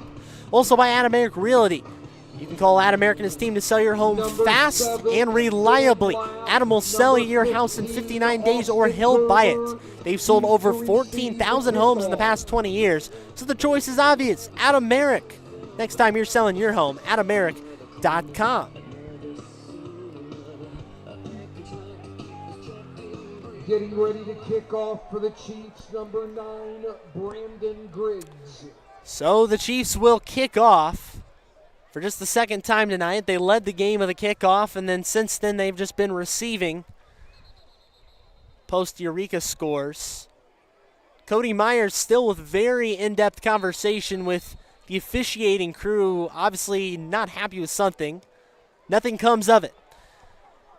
Received, tried to fake a pitch back. Lapp has it, tries to break through, a little misdirection. He'll be short of the 40-yard line. Looked like he faked a bit of a lateral right there and was holding it on his hip. And again, just very sneaky. Got to do what it takes to win. Yeah, absolutely. You saw him mix in the onside kick as well. Little trickeration there on the kickoff return. Good job by Dee-Mack recovering the onside kick earlier and then staying home there and not letting that return get out of hand.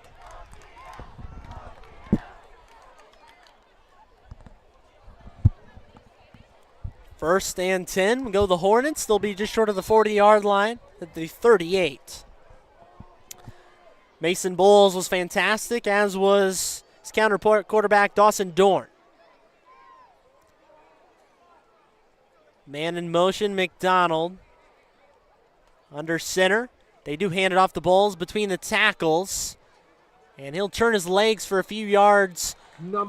Hasn't had the most success going between the tackles. It's when they go to the outside, but I'm starting to get the sense, Brock, they just use those first couple downs as plays to set up a big third down conversion. Yeah, absolutely. They keep running it to the middle, make the linebackers commit to that run up the gut, and then you've seen Eureka time and time again burn Dee-Mack around the edges, and it looks like you just lull them to sleep with those runs up the middle, 3-4 yards, and then you can really do some damage out on the edge.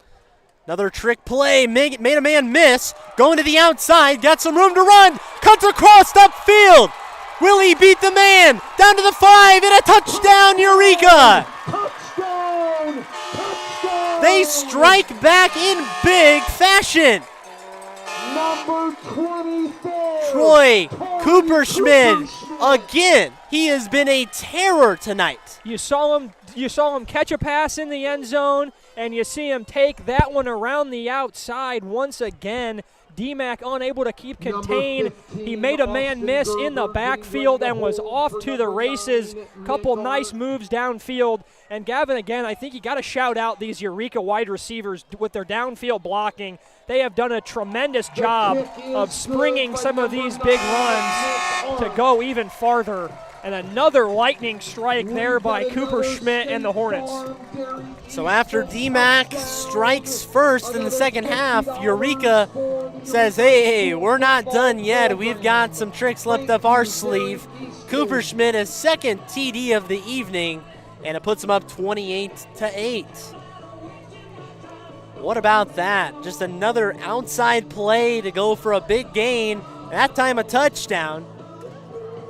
Gotta love that if you're Jason Bachman. Just when it looked like DMACC might have been building a little bit of positive momentum after the score, make a couple nice plays on defense. Just like that, Cooper Schmidt around the edge in a blur, he's gone. And it's a 21-point game, 20-point game once again. The 2-point conversion there threw me off. It did, and Cassidy nearly didn't have the 2-point conversion. Very lucky to get the extra 2. I'm sure they'll take what they can get right now, and DMACC had a very successful first drive.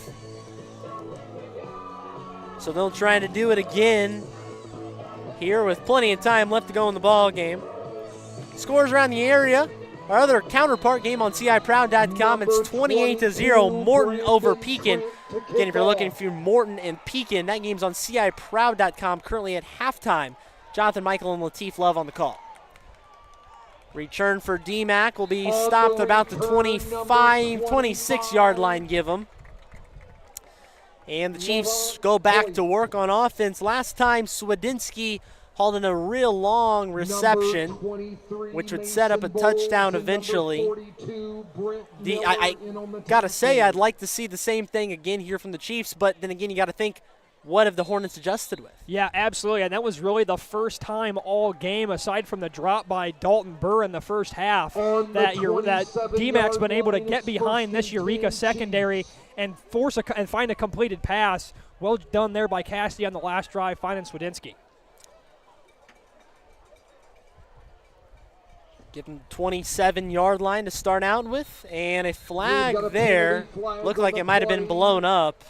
We've got a false start. on the Chiefs. A few untimely penalties have been kind of the name for both teams, but not a frequent penalty. So it'll be 1st and 15.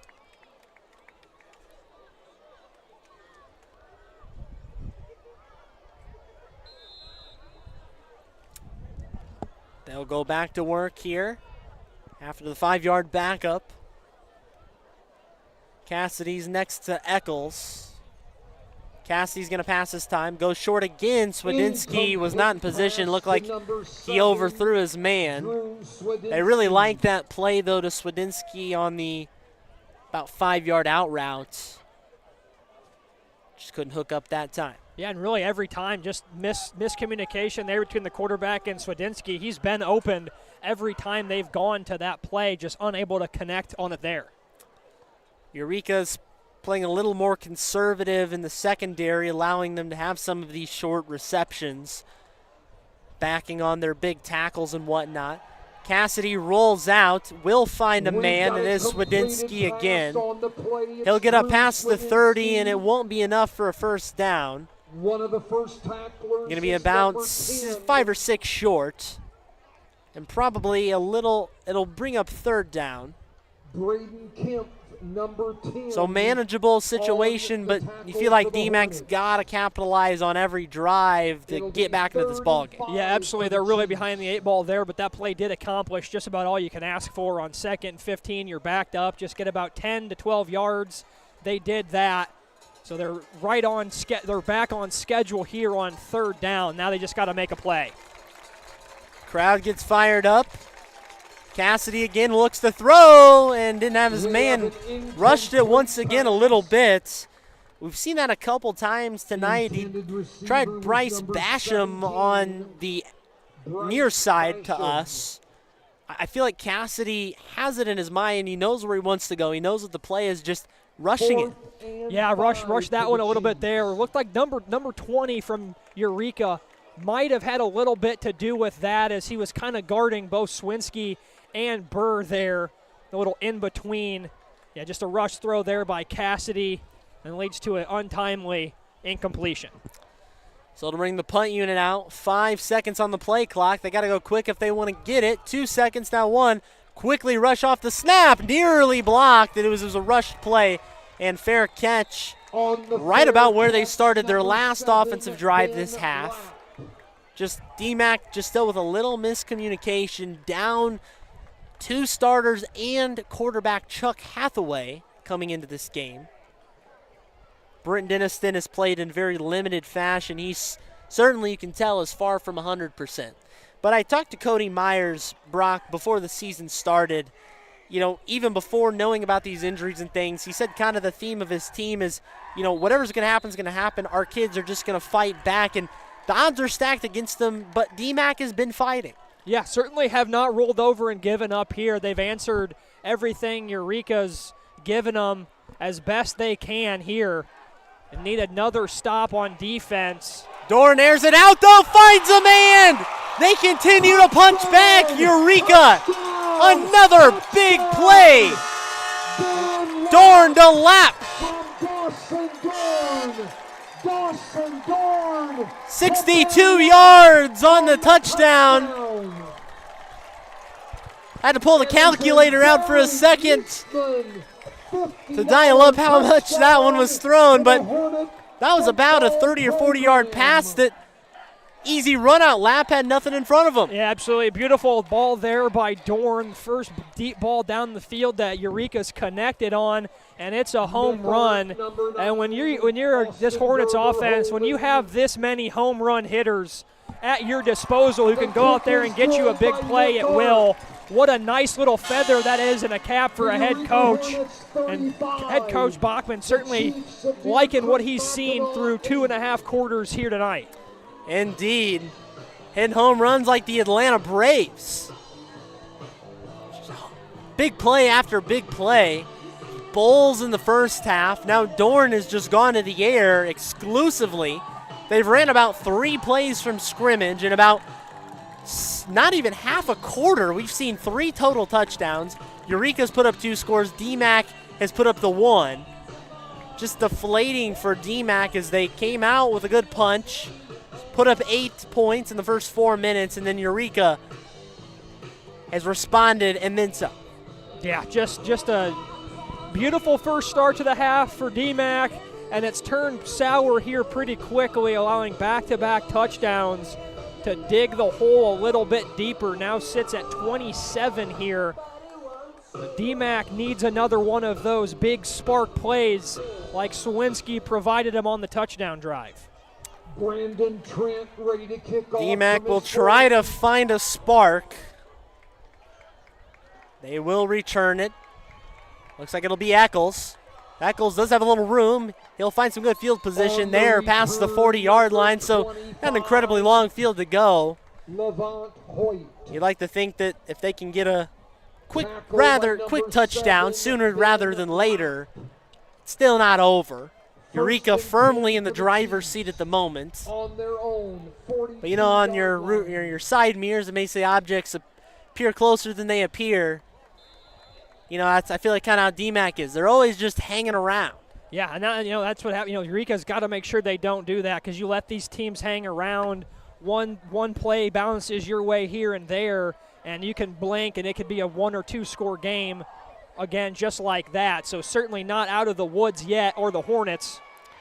Here's Burr on first down on the little cross-field pass. Burr will get a nice gain right there. About 7 or 8, bring up 2nd and 3 officially. This is some of the best field position DMACC's had really all night, starting field possession, that is. So would love to capitalize on that here, get a couple of first downs, and work it much closer to that end zone. They got to think if they can get the ball up probably past the 40-yard line, it becomes exclusive 4-down territory at this point.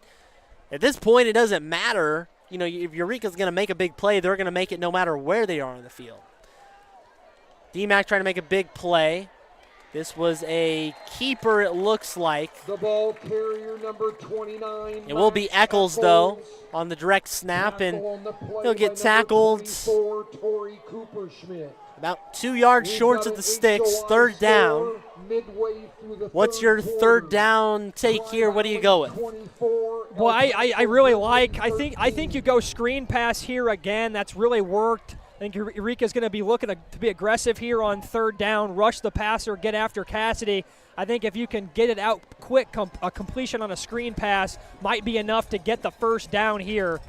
He'll take it himself. It looked like it was a bit of a botched play, and he'll go backwards about 2 yards.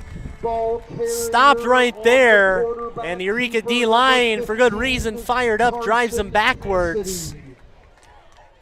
Fourth down, and it looks like they may go for it. I can't say I blame them. Yeah, I mean, it's about the time in the game where every time you get fourth down and close, it's worth just going for it.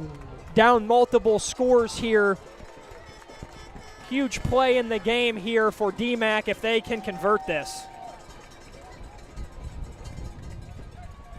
Cassidy looks to throw. They're going to try for a home run, and incomplete. Pat Swedinsky looking, wasn't on target, and turnover on downs. They didn't want to just go for the first down. They were going for the home run. But a pop fly out right there, and they'll turn it over on downs. Yeah, Eureka's defense was wise to at that time, not letting Sawinski beat him deep again. Good coverage there. And now Eureka looking to continue the lightning storm that is their offense tonight. 1st and 10 for the Hornets. Eureka's very good football team. They've alternated wins and losses this year, 2-2. They kind of win, lose. They're technically on pace for a win. Bulls goes up for a couple of yards.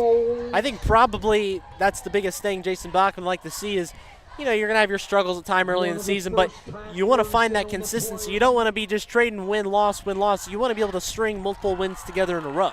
Yeah, absolutely. That's really what the first 4 weeks of the year is. Kind of figure out your identity, figure out who you are as a football team, and then once you kind of get into that conference slate, that's when you hope to go on that roll and be playing your best football into November when the postseason starts. Another hard count. Dorn will hand it back off the Bulls. He'll go to the outside, goes through, and it looks like he slipped a little bit. It'll be a couple yards shy of the sticks. Both these teams have pretty similar schedules the rest of the way, just in different orders. We're talking about Eureka. They'd like to make this a win streak of 1 if they can hold on for the victory tonight. They play Tremont, El Paso Gridley, Ridgeview, Lexington, and Tri-Valley. So a couple of tough matchups in there. Tri-Valley will be tough. Later on, Ridgeview, Lexington, EPG, going to be big ones. And another broken tackle. Bulls still going. I don't know if they're greasing him up or what. It's just like he can't be brought down. He just refuses. Every time he gets hit, he bounces off, is always looking for extra yards. Just a really hard, physical, tough runner. But he certainly has a flair for the dramatic. He can mix in a nice little juke move or a spin move every once in a while.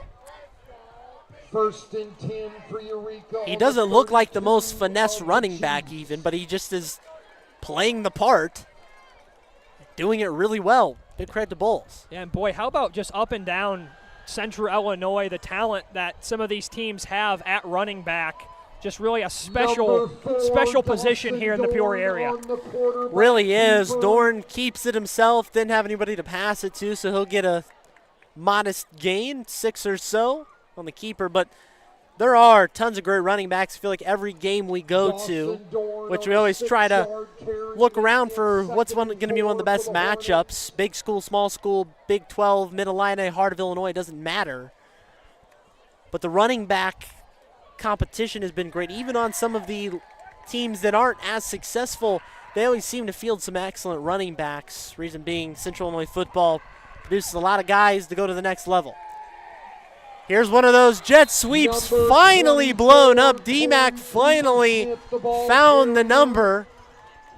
That was Adam Malacote coming in for the stop, and that's got to feel good just to stop that play once. Yeah, absolutely. Everything Cooper Schmidt's touched tonight's turned into gold. He touches the ball there, and nice way to sniff that out by the Chiefs' defense for once, blowing up that jet sweep in the backfield for a loss.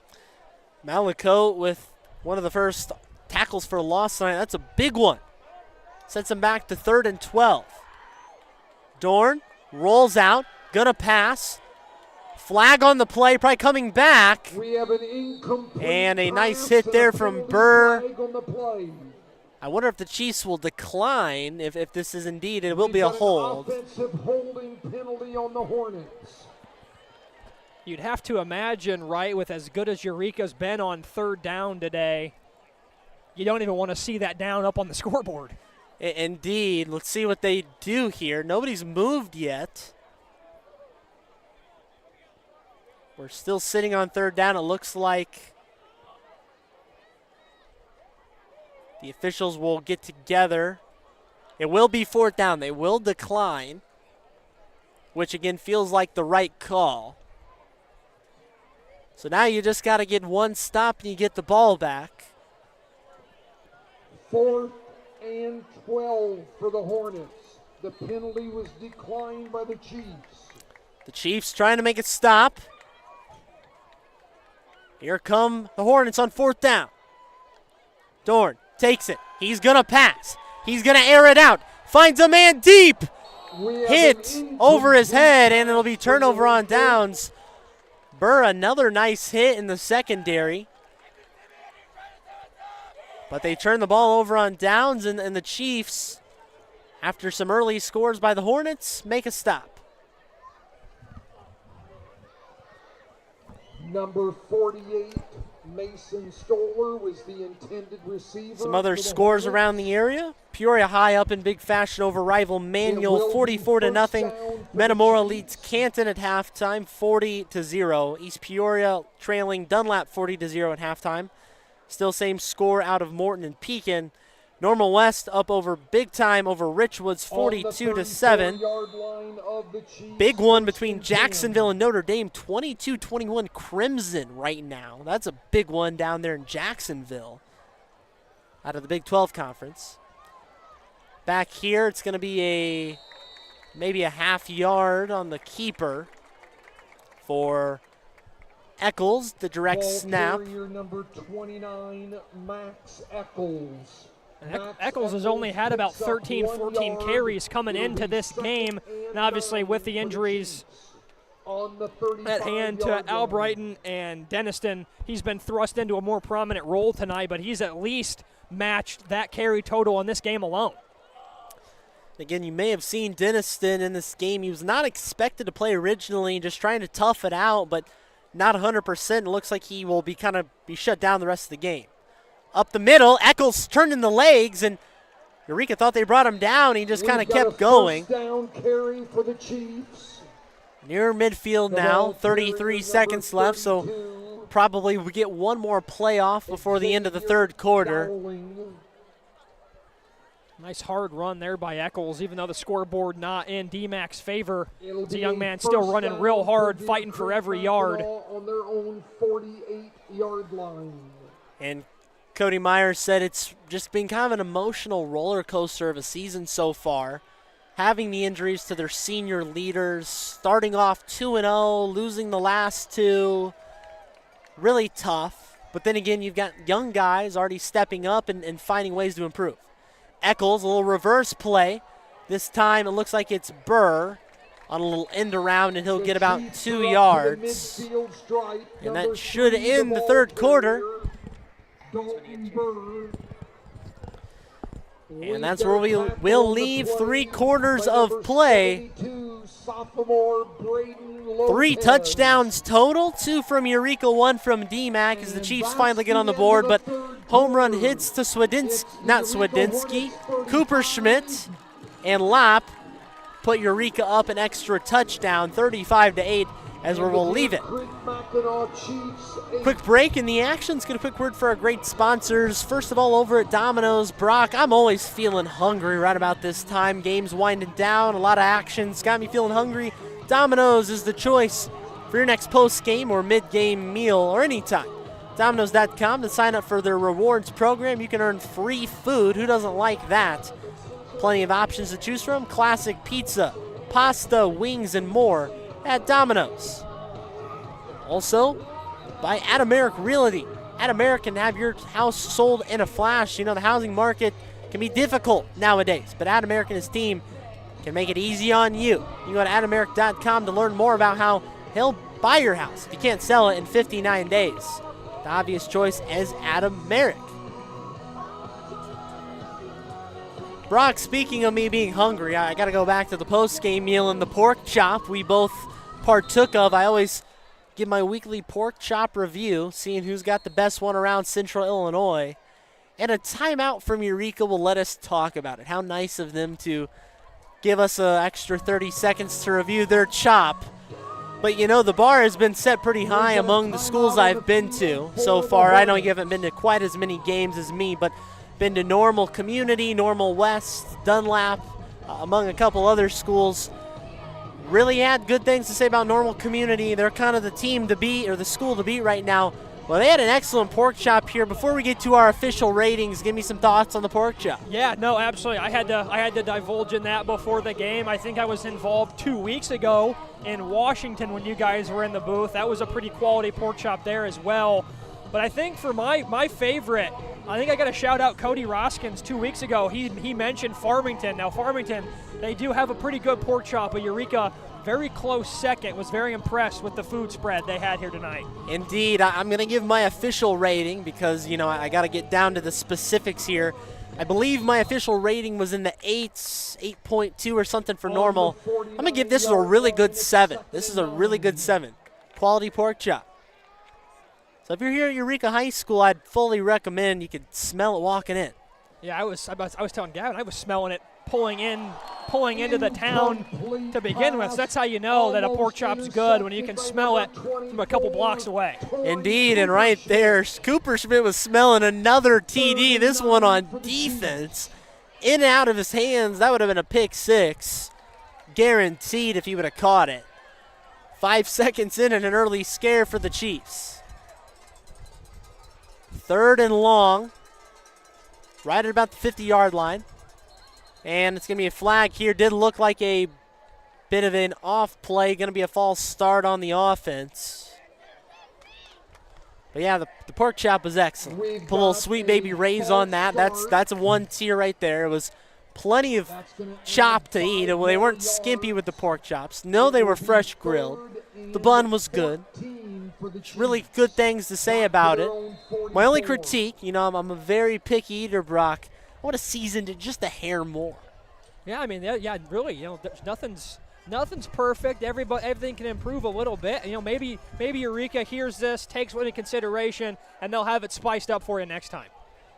Pass incomplete there from Cassidy, but whoever was grilling him up over there, good job. Really appreciate a good pork chop here in Eureka. And I'll continue my trail of concession reviews next time I'm on a game. You can't just come for the football. You got to come for it all. 4th down. Looks like they will go to punt formation. You know, perhaps Brock at this point, as this ball is almost over his head, and it is punted away. It's going to bounce, going to take a Chiefs roll. A good one. It'll get back to the 20. But Brock, I think this is the time in the game where you hate to change the mentality to, well, let's just focus on next week, but this is a time to figure out how can we be better for next week. Yeah, absolutely. You know, everything's an addition for next week. You know, both teams are going to have things that they're going to want to clean up for next week's game. But yeah, certainly, you know, any time you can get extra reps and work through some stuff in a low stress environment like the score is here tonight, I mean, that's obviously really huge.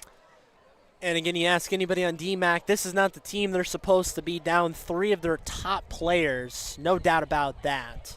But Eureka also, a lot of credit to them for just doing their thing. Another pass is incomplete. And I got to think, Brock, you start getting guys healthy 2 or 3 weeks from now. Granted, that does put you into week 7 or 8 perhaps.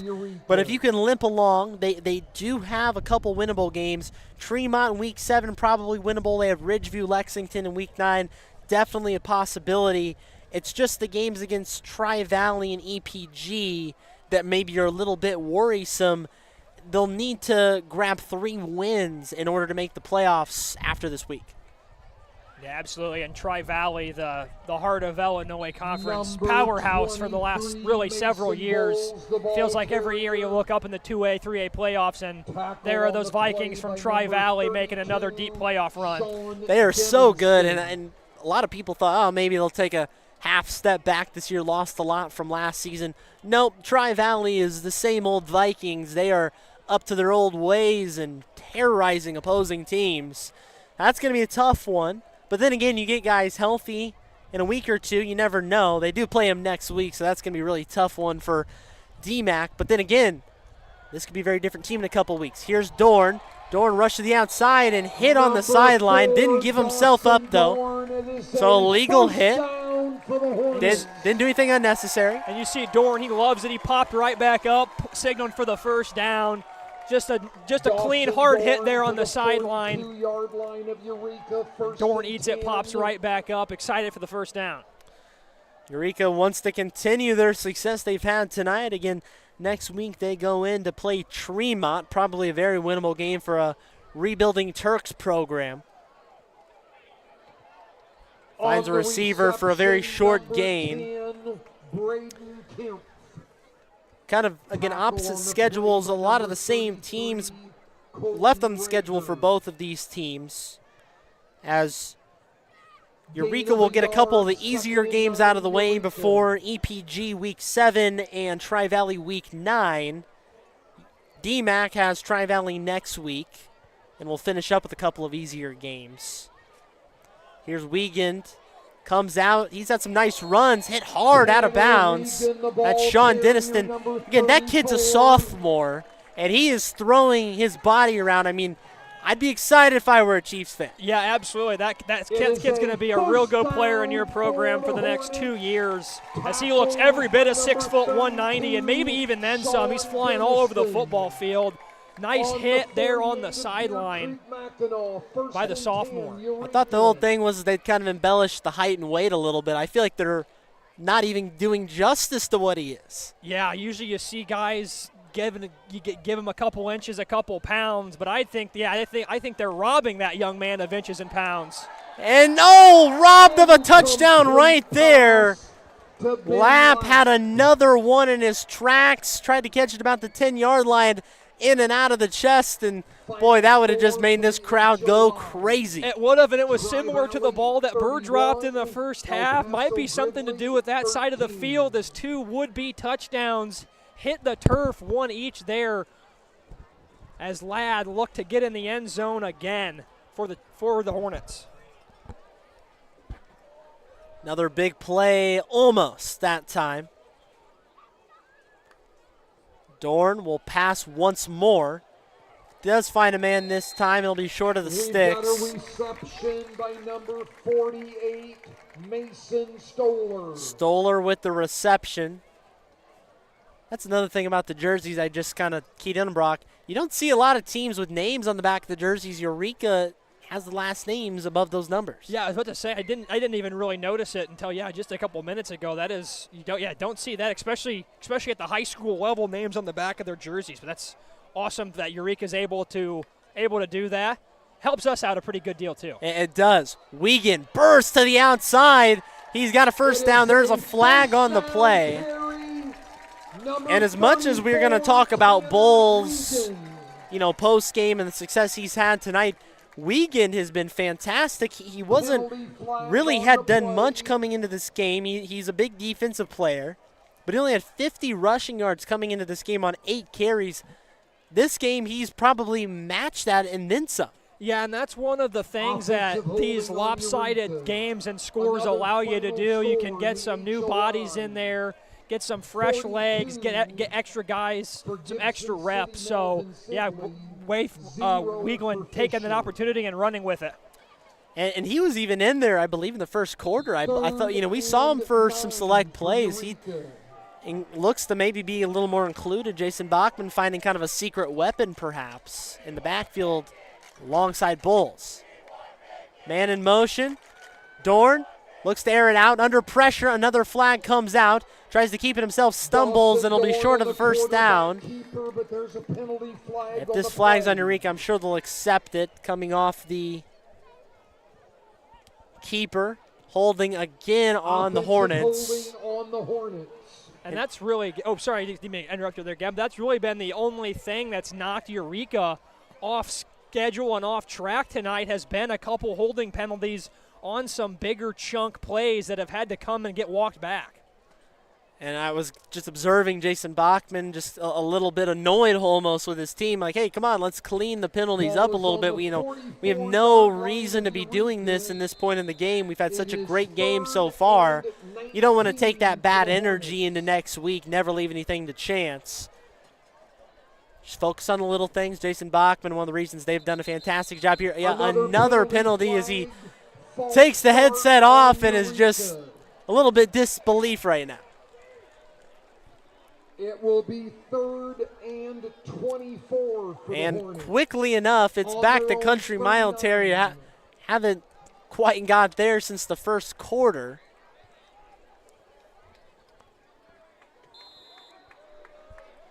But we've also seen Mason Bulls rip off all of this penalty yardage earlier in the game. He had about a 25-ish yard run that got him a first down, so we'll see what they go to. Looks like it's going to be a pass out to the flat. Wiegand has it. Makes a man miss. He can't get it this time. He'll be well short.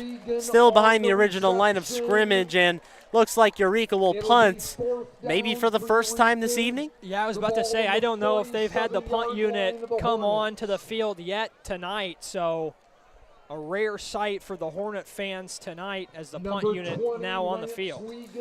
And I suppose you got to be a complete team if you want to try to make noise in the postseason. So if anything else, get the special teams a little bit of action here late in the game. Extra man comes onto the field. Receive is number 25. Snap, and the kick is up. It's a decent punt. Chiefs will let it bounce. And it'll bounce just past the 20-yard line, so long field to go.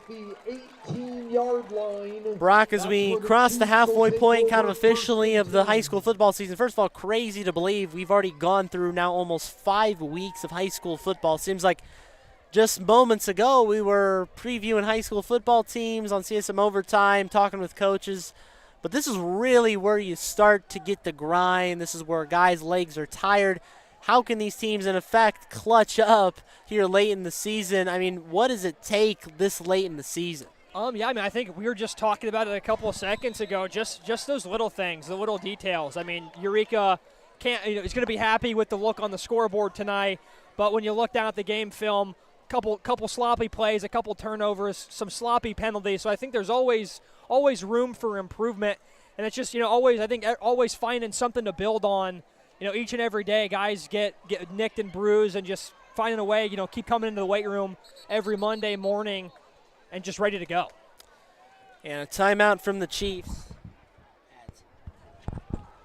As play clock was winding way down. Cody Myers will talk it over with his bunch, but yeah, good points there, Brock. While we got a timeout, let's get a quick word for our great sponsors. And always, during high school football season, it's Domino supporting the CSM Game of the Week here on ClutchSportsIL.com. Domino's is your official pizza spot of CSM, and a lot of options to choose from and a lot of places you can go to get it around Central Illinois, Morton, Washington, Peoria, Pekin, and more. Go to Domino's.com or the Domino's app. Also by Adam Merrick Realty. Adam and his team are one of the best in the business, not just Central Illinois, the entire country. Adam Merrick and his team have sold over 14,000 homes in the last 20 years. So yeah, the option's clear. You got to choose Adam Merrick. You can learn more about Adam Merrick and his signature collection marketing program at AdamMerrick.com. Luxury isn't a price point, it's an experience.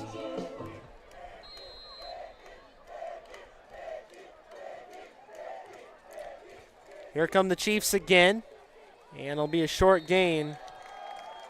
On the carry, Number 25, Levant. And this Hornets front seven has really done a good job all night of clogging up running lanes in the middle and just mucking it up and making things really difficult for Dee-Mack to move the ball, running the ball up the middle. Haven't had a lot of success. It looks like Dee-Mack is going to just play the second stringers, or they're down so many guys. At this point, you're getting to the third string territory. So they've entered a few new players into the lineup here. Taking it as Holt. Tries to make a move, stiffs arms a man, but he'll be brought down for no gain. And coming into the game is Levant Holt, a 5'6" sophomore. Also noticed into the game was Isaac Scaff, who looks like he might be the leader of the offense at that point. Scaff getting the play call from Cody Myers. It's going to be 3rd and 6 for the Chiefs. And again, you hate to say, Cody Myers is waving the white flag, but you just got to recognize, what are we going to do better for next week? How can we get guys reps that will be more experienced for week 6? Yeah, absolutely. Definitely pick your battles, and I think this is one he's just looking, hey, let's get out of this game without adding any other names to that injury report for next week. Already down big on the scoreboard. You've got 5 weeks left to play. Those are the ones that are more important, not this game here in the fourth quarter of a ball game that's likely all but decided. Takai Albritton with a carry right there, younger brother of Tice Albritton. I am familiar. There are several Albritons that have come through DMACC. Large family. Older brother Tate, recent graduate, was a receiver on this DMACC team a couple of years ago. Just the generations continue to flow. The Albritons and the Denistons running this program. There's Albritton again, and he'll be brought down quickly on 4th down. It's going to be a turnover on downs. And Takai Albritton can't get the first down, so back on offense, Eureka will go. And again, I start to wonder, will Eureka start to put in some of these backups? We've noticed Bowles has been kind of out of the game. Will they also maybe go with the backup quarterback? Yeah, I was honestly kind of surprised the starters were still in on the last drive. Dorn, Lapp, all of them, but it looks like a fresh set of Hornets here has entered the game. And I always remember what it was like as an underclassman to get in on the field on Friday night. So, they've got to be feeling really good right now. Parents in the stands, a big moment here. Chance to go make a play. So, Brock, let's talk about that football career of yours. We know you were a big famous football player. What was your specialty out in the field, though? I mean, what was that position you played? What was your thing? Well, so it's actually kind of funny. I was too slow to play wide receiver. So I was an offensive lineman and a linebacker. Football career not really that storied. I have a lot of stories from the sidelines for sure, but the camaraderie and the teamwork and everything. I mean, that's stuff you'll never forget, never unlearn. So. Hey, I can attest. I wasn't really a football player myself, but would never have been fast enough to keep up with these guys at receiver or running back. Lord knows what else position I couldn't play or could play, but football's one of those sports that, it takes a little bit of everybody and everybody's various skills and things. I can totally see as a linebacker, Brock. I see that 100%. Well, I appreciate that. Yeah. Everybody contributes. That's what they say. That's true. 11 men on the field at a time and a lot of depth. Here's a play. First one out here. Here's a new number we haven't called so far. Fighting forward. Looks like that was 41. That was Grant Hertz. Grant Hetz, rather. That's a first time we've called Hetz's name. He's a sophomore, so perhaps playing up from the JV levels, getting his first taste of varsity action tonight. The first down carry. Again, a good thing there. You got the backups in. You're getting them a little bit of work and going to that little jet sweep play It's worked really well tonight for Eureka. Here's a handoff for minimal gain right there. On the carry, it's going to be Sam 32, Hoffman. Sam Hoffman. Getting into a lot of sophomores now. Neither team, both teams know, hey, we've got our legs loosened up. We don't want to wear ourselves down in the last 5 minutes here, or any injuries. Certainly would want to avoid that. 2nd and long. Again, Hoffman, and he's wrapped up quickly. Once again, the ball carrier was number 32. Chiefs storm in for the stop. First tackler on the play, number 66. Bring up a 3rd and long now.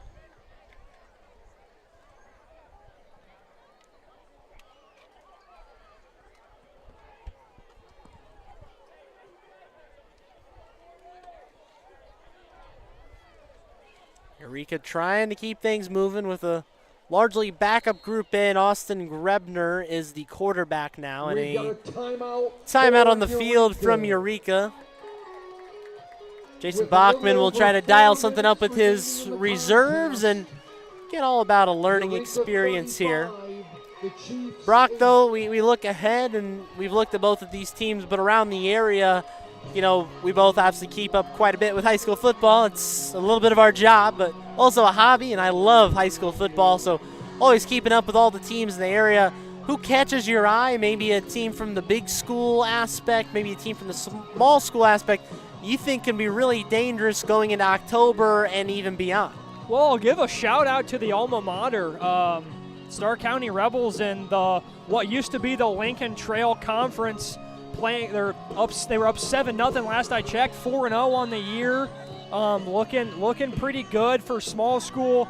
And then I think, you know, for big school, I just love watching Peoria High. I mean, just watching them put up points at will on the scoreboard. I like those barn burners, and Peoria High can score with the best of them. They can. Peoria High has a little figuring out to do with a lot of new faces this year starting, losing those. There's a flag right there. Chiefs jump off sides, but lost some of those big players like Malachi Washington, and they've got Malik Ross now. The Lions always figure it out. Tim Thornton has done a magnificent job. Words can't do justice to the job he's done for the Lions. But you got to think a lot of other teams out of the Mid-Illini. Morton is looking like the real deal under Adam O'Neill, first-year head coach. And then, of course, in this conference as well, Tri-Valley looks excellent. Eureka looking good, big hit right there. Dee-Mack probably not out of the question for playoff contention yet. El Paso Gridley still could be in the mix. Ridgeview Lexington could still be in the mix.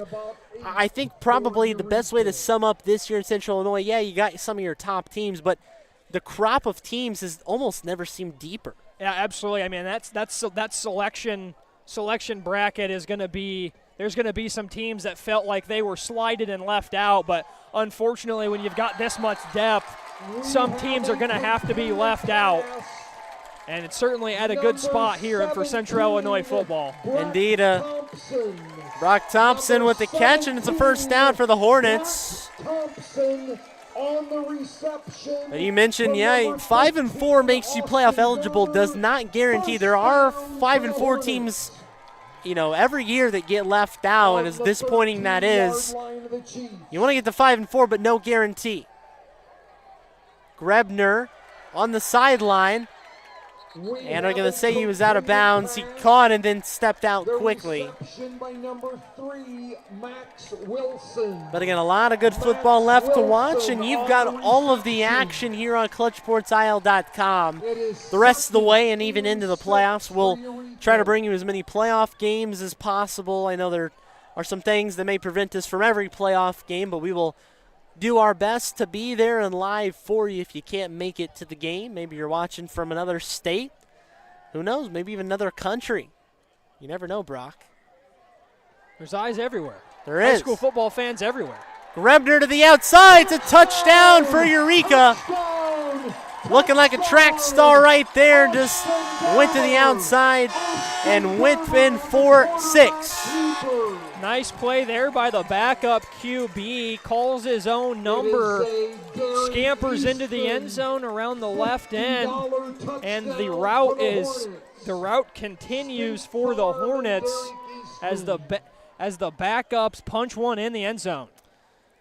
41-8, looking to make it 42-8 on the extra point attempt. And again, this game probably a little closer. Again, a lot of storylines surrounding this game.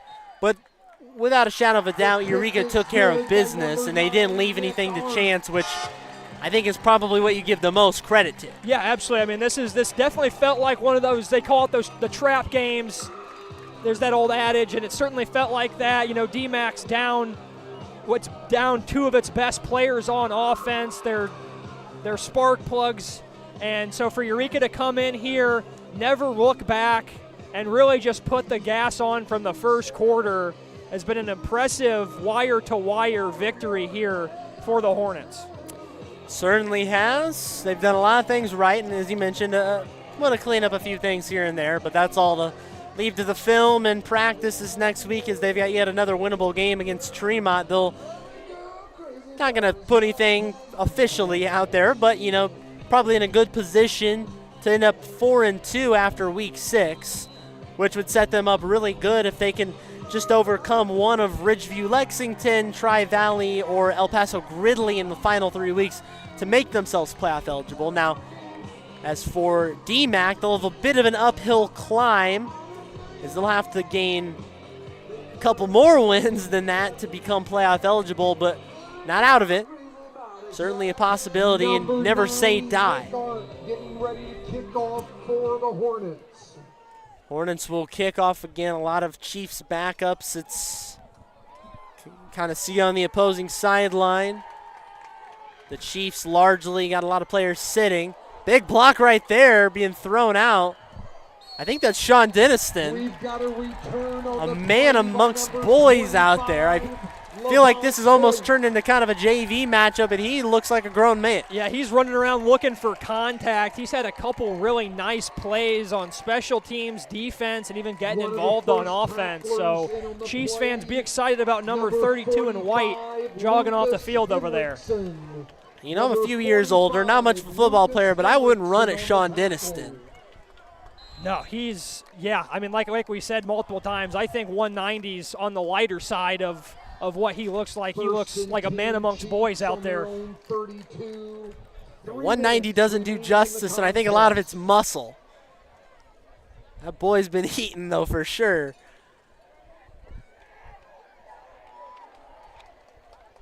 DMACC will have the ball with 3:08 to go. Play clock winds down. And a flag right there, and again, some miscommunication, a little frustrating. Just don't 100%, you know, kind of know this is not in the game script to bring in the JV players. You want to focus on, hey, we're playing 4 complete quarters. And as much as Cody Myers, again, wants to keep his guys grinding quarter to quarter, play a complete ball game, as you mentioned earlier, you don't want to add any more names to that injury list. It's already long, of Tice Albritton, Britton Denniston, Chuck Hathaway, among others.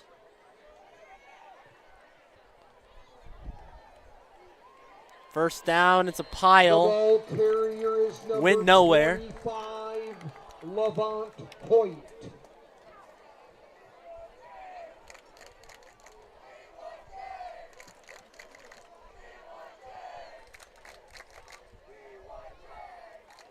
The student section chants as they want a specific player to come in the game. I can't quite make out who they're saying.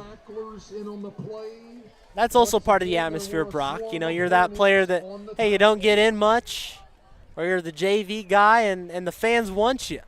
Were they chanting your name, Stark County? No, never had my name chanted, at least for anything good. I can say that. Well, we won't elaborate on the bad stuff, I suppose, but Yeah, I feel like I feel a little embarrassed. Like, come on, guys. You know, you got your classmates up there chanting your name. Oh yeah, my face would be red for sure. I would. Yeah, I know. In on the tackle. You wouldn't even know what to do. I'd be looking like a tomato on that sideline. There was a loss I'd of concur. yards I'm about there with you. and 11. But a faithful student section. There's even a small student contingent that came from Dee-Mack, but Eureka, of course, on the home turf, has a large one. The stands have cleared a little bit, but it's been a full house here at McCollum Field. And wrapped up, hard tackle right there, swung down. Scaff brought down hard to the turf. Tackle on the play, number 59, Ty Schmidt. Ty Schmidt is given credit for the tackle. 59, Ty Schmidt. Fourth down, and again, not much to work with. We're approaching a minute left to go in the ball game. We'll start to wrap it up here. A dominant victory for the Hornets. We're glad you joined us to watch this one on a beautiful evening. As the weather couldn't be more perfect. It was monsoon earlier as a monsoon of Hornets come in to make the stop. Not sure if that really applies to the mascot, but regardless, it was a monsoon earlier in Central Illinois, raining cats and dogs. And then it's just cleared up where I don't feel even a little too hot or a little too cold. It's just right. Yeah, you really could not have asked for a more perfect night for some football on a Friday night. No breeze, no rain. It's not too hot. Just a perfect September in Illinois. One about the 5 days you get in Central Illinois that's just absolutely perfect, because the weather here is a bit bipolar. Tomorrow it'll be snowing, and the next we'll need to put the swim trunks on. And Eureka's going to take a couple knees, it looks like here, and the clock will start running. Brock, I'll give you a minute to think about this, as there's a lot of players we could go with here as the teams will line up to shake hands, but player of the game, there's a lot of guys we can choose from. You can think about Bulls, you can think about Dorn, you can think about one of the receivers that Dorn was throwing to. Who in your mind was the player of the game? I got to give it to Cooper Schmidt. I think he had a really good game. Couple huge plays for Eureka that caught the touchdown in the red zone in the first half, and then took the end around about 60 yards to the shack in that third quarter when Eureka really put this game out of reach. So Torrey Cooper Schmidt is my player of the game tonight for the Eureka Hornets. Can't wait to see officially his final stat line to get all those yards calculated up and whatnot. I'm sure you'll be seeing that on our social media feeds coming up. We always have our players of the game, players of the week, and reminder, if you're out there, you're a parent or a player, maybe you're rewatching this game later, make sure to send in those stats. You can go to clutchsportsout.com to submit your stats, and we'll make sure to feature on the social media platforms and whatnot, and CSM Overtime. So a lot to choose from there. We want to feature you for sure as both teams start to walk off. Big winners are the Hornets, 42-8, as they go for 7 straight over the DMACC Chiefs. 7th year in a row, the Hornets take a victory. One final time, let's get a quick word for our great sponsors in Domino's. Domino's, the official sponsor of the CSM Game of the Week. We appreciate Domino's support of Clutch Sports Media, and Brock might be stopping on my way home. There's one on my way home in Morton. You can go to Washington, not Metamora, but you can go to Pekin, you can go to Peoria. A lot of Domino's to choose from. They got a lot of great options for you. You can also get free food by signing up for the rewards program on the Domino's app or at Domino's.com. So next time you're feeling hungry, it's Domino's is the choice. And then Adam Merrick Realty. Adam Merrick and his team have got to be the best in Central Illinois at selling your home. Next time you're looking for a fast and reliable realty group, Adam Merrick is your number one choice. If they can't sell your home in 59 days, he'll buy it. Who else does that? Adam puts his money where his mouth is. So next time you're thinking about selling your home, getting into the little real estate market, which is oh so tough nowadays, you got to choose Adam and his team. They'll help you out and make it painless and fast for you. AdamMerrick.com. One final time, a 42-8 finishes Eureka over Dee-Mack. Heart of Illinois Conference matchup will be back next week as the games continue to intensify all across the area. Big 12, Mid-Illini, Heart of Illinois Conference, and more. Check out our social media feeds to find out where we're going next. Could be some good ones on tap next week all around the area. Again, we've got 2 streams at one time, so a couple games to choose from, and our other broadcast still probably going on at ciproud.com. But for here in Eureka from McCollum Field, for my broadcast partner Brock Stoller, the man kind of doing both roles. Michael Savoy getting on the controls and camera. Rodrigo Perez going back to the roots on the camera and still nailing down the controls. Kind of a mix and match job there. Again, Michael and Rodrigo doing a fantastic job. I'm Gavin Russell saying so long, and we'll see you soon. ClutchSportsIsle.com. Thanks for joining us for Heart of Illinois Conference and IHSA football on CSM.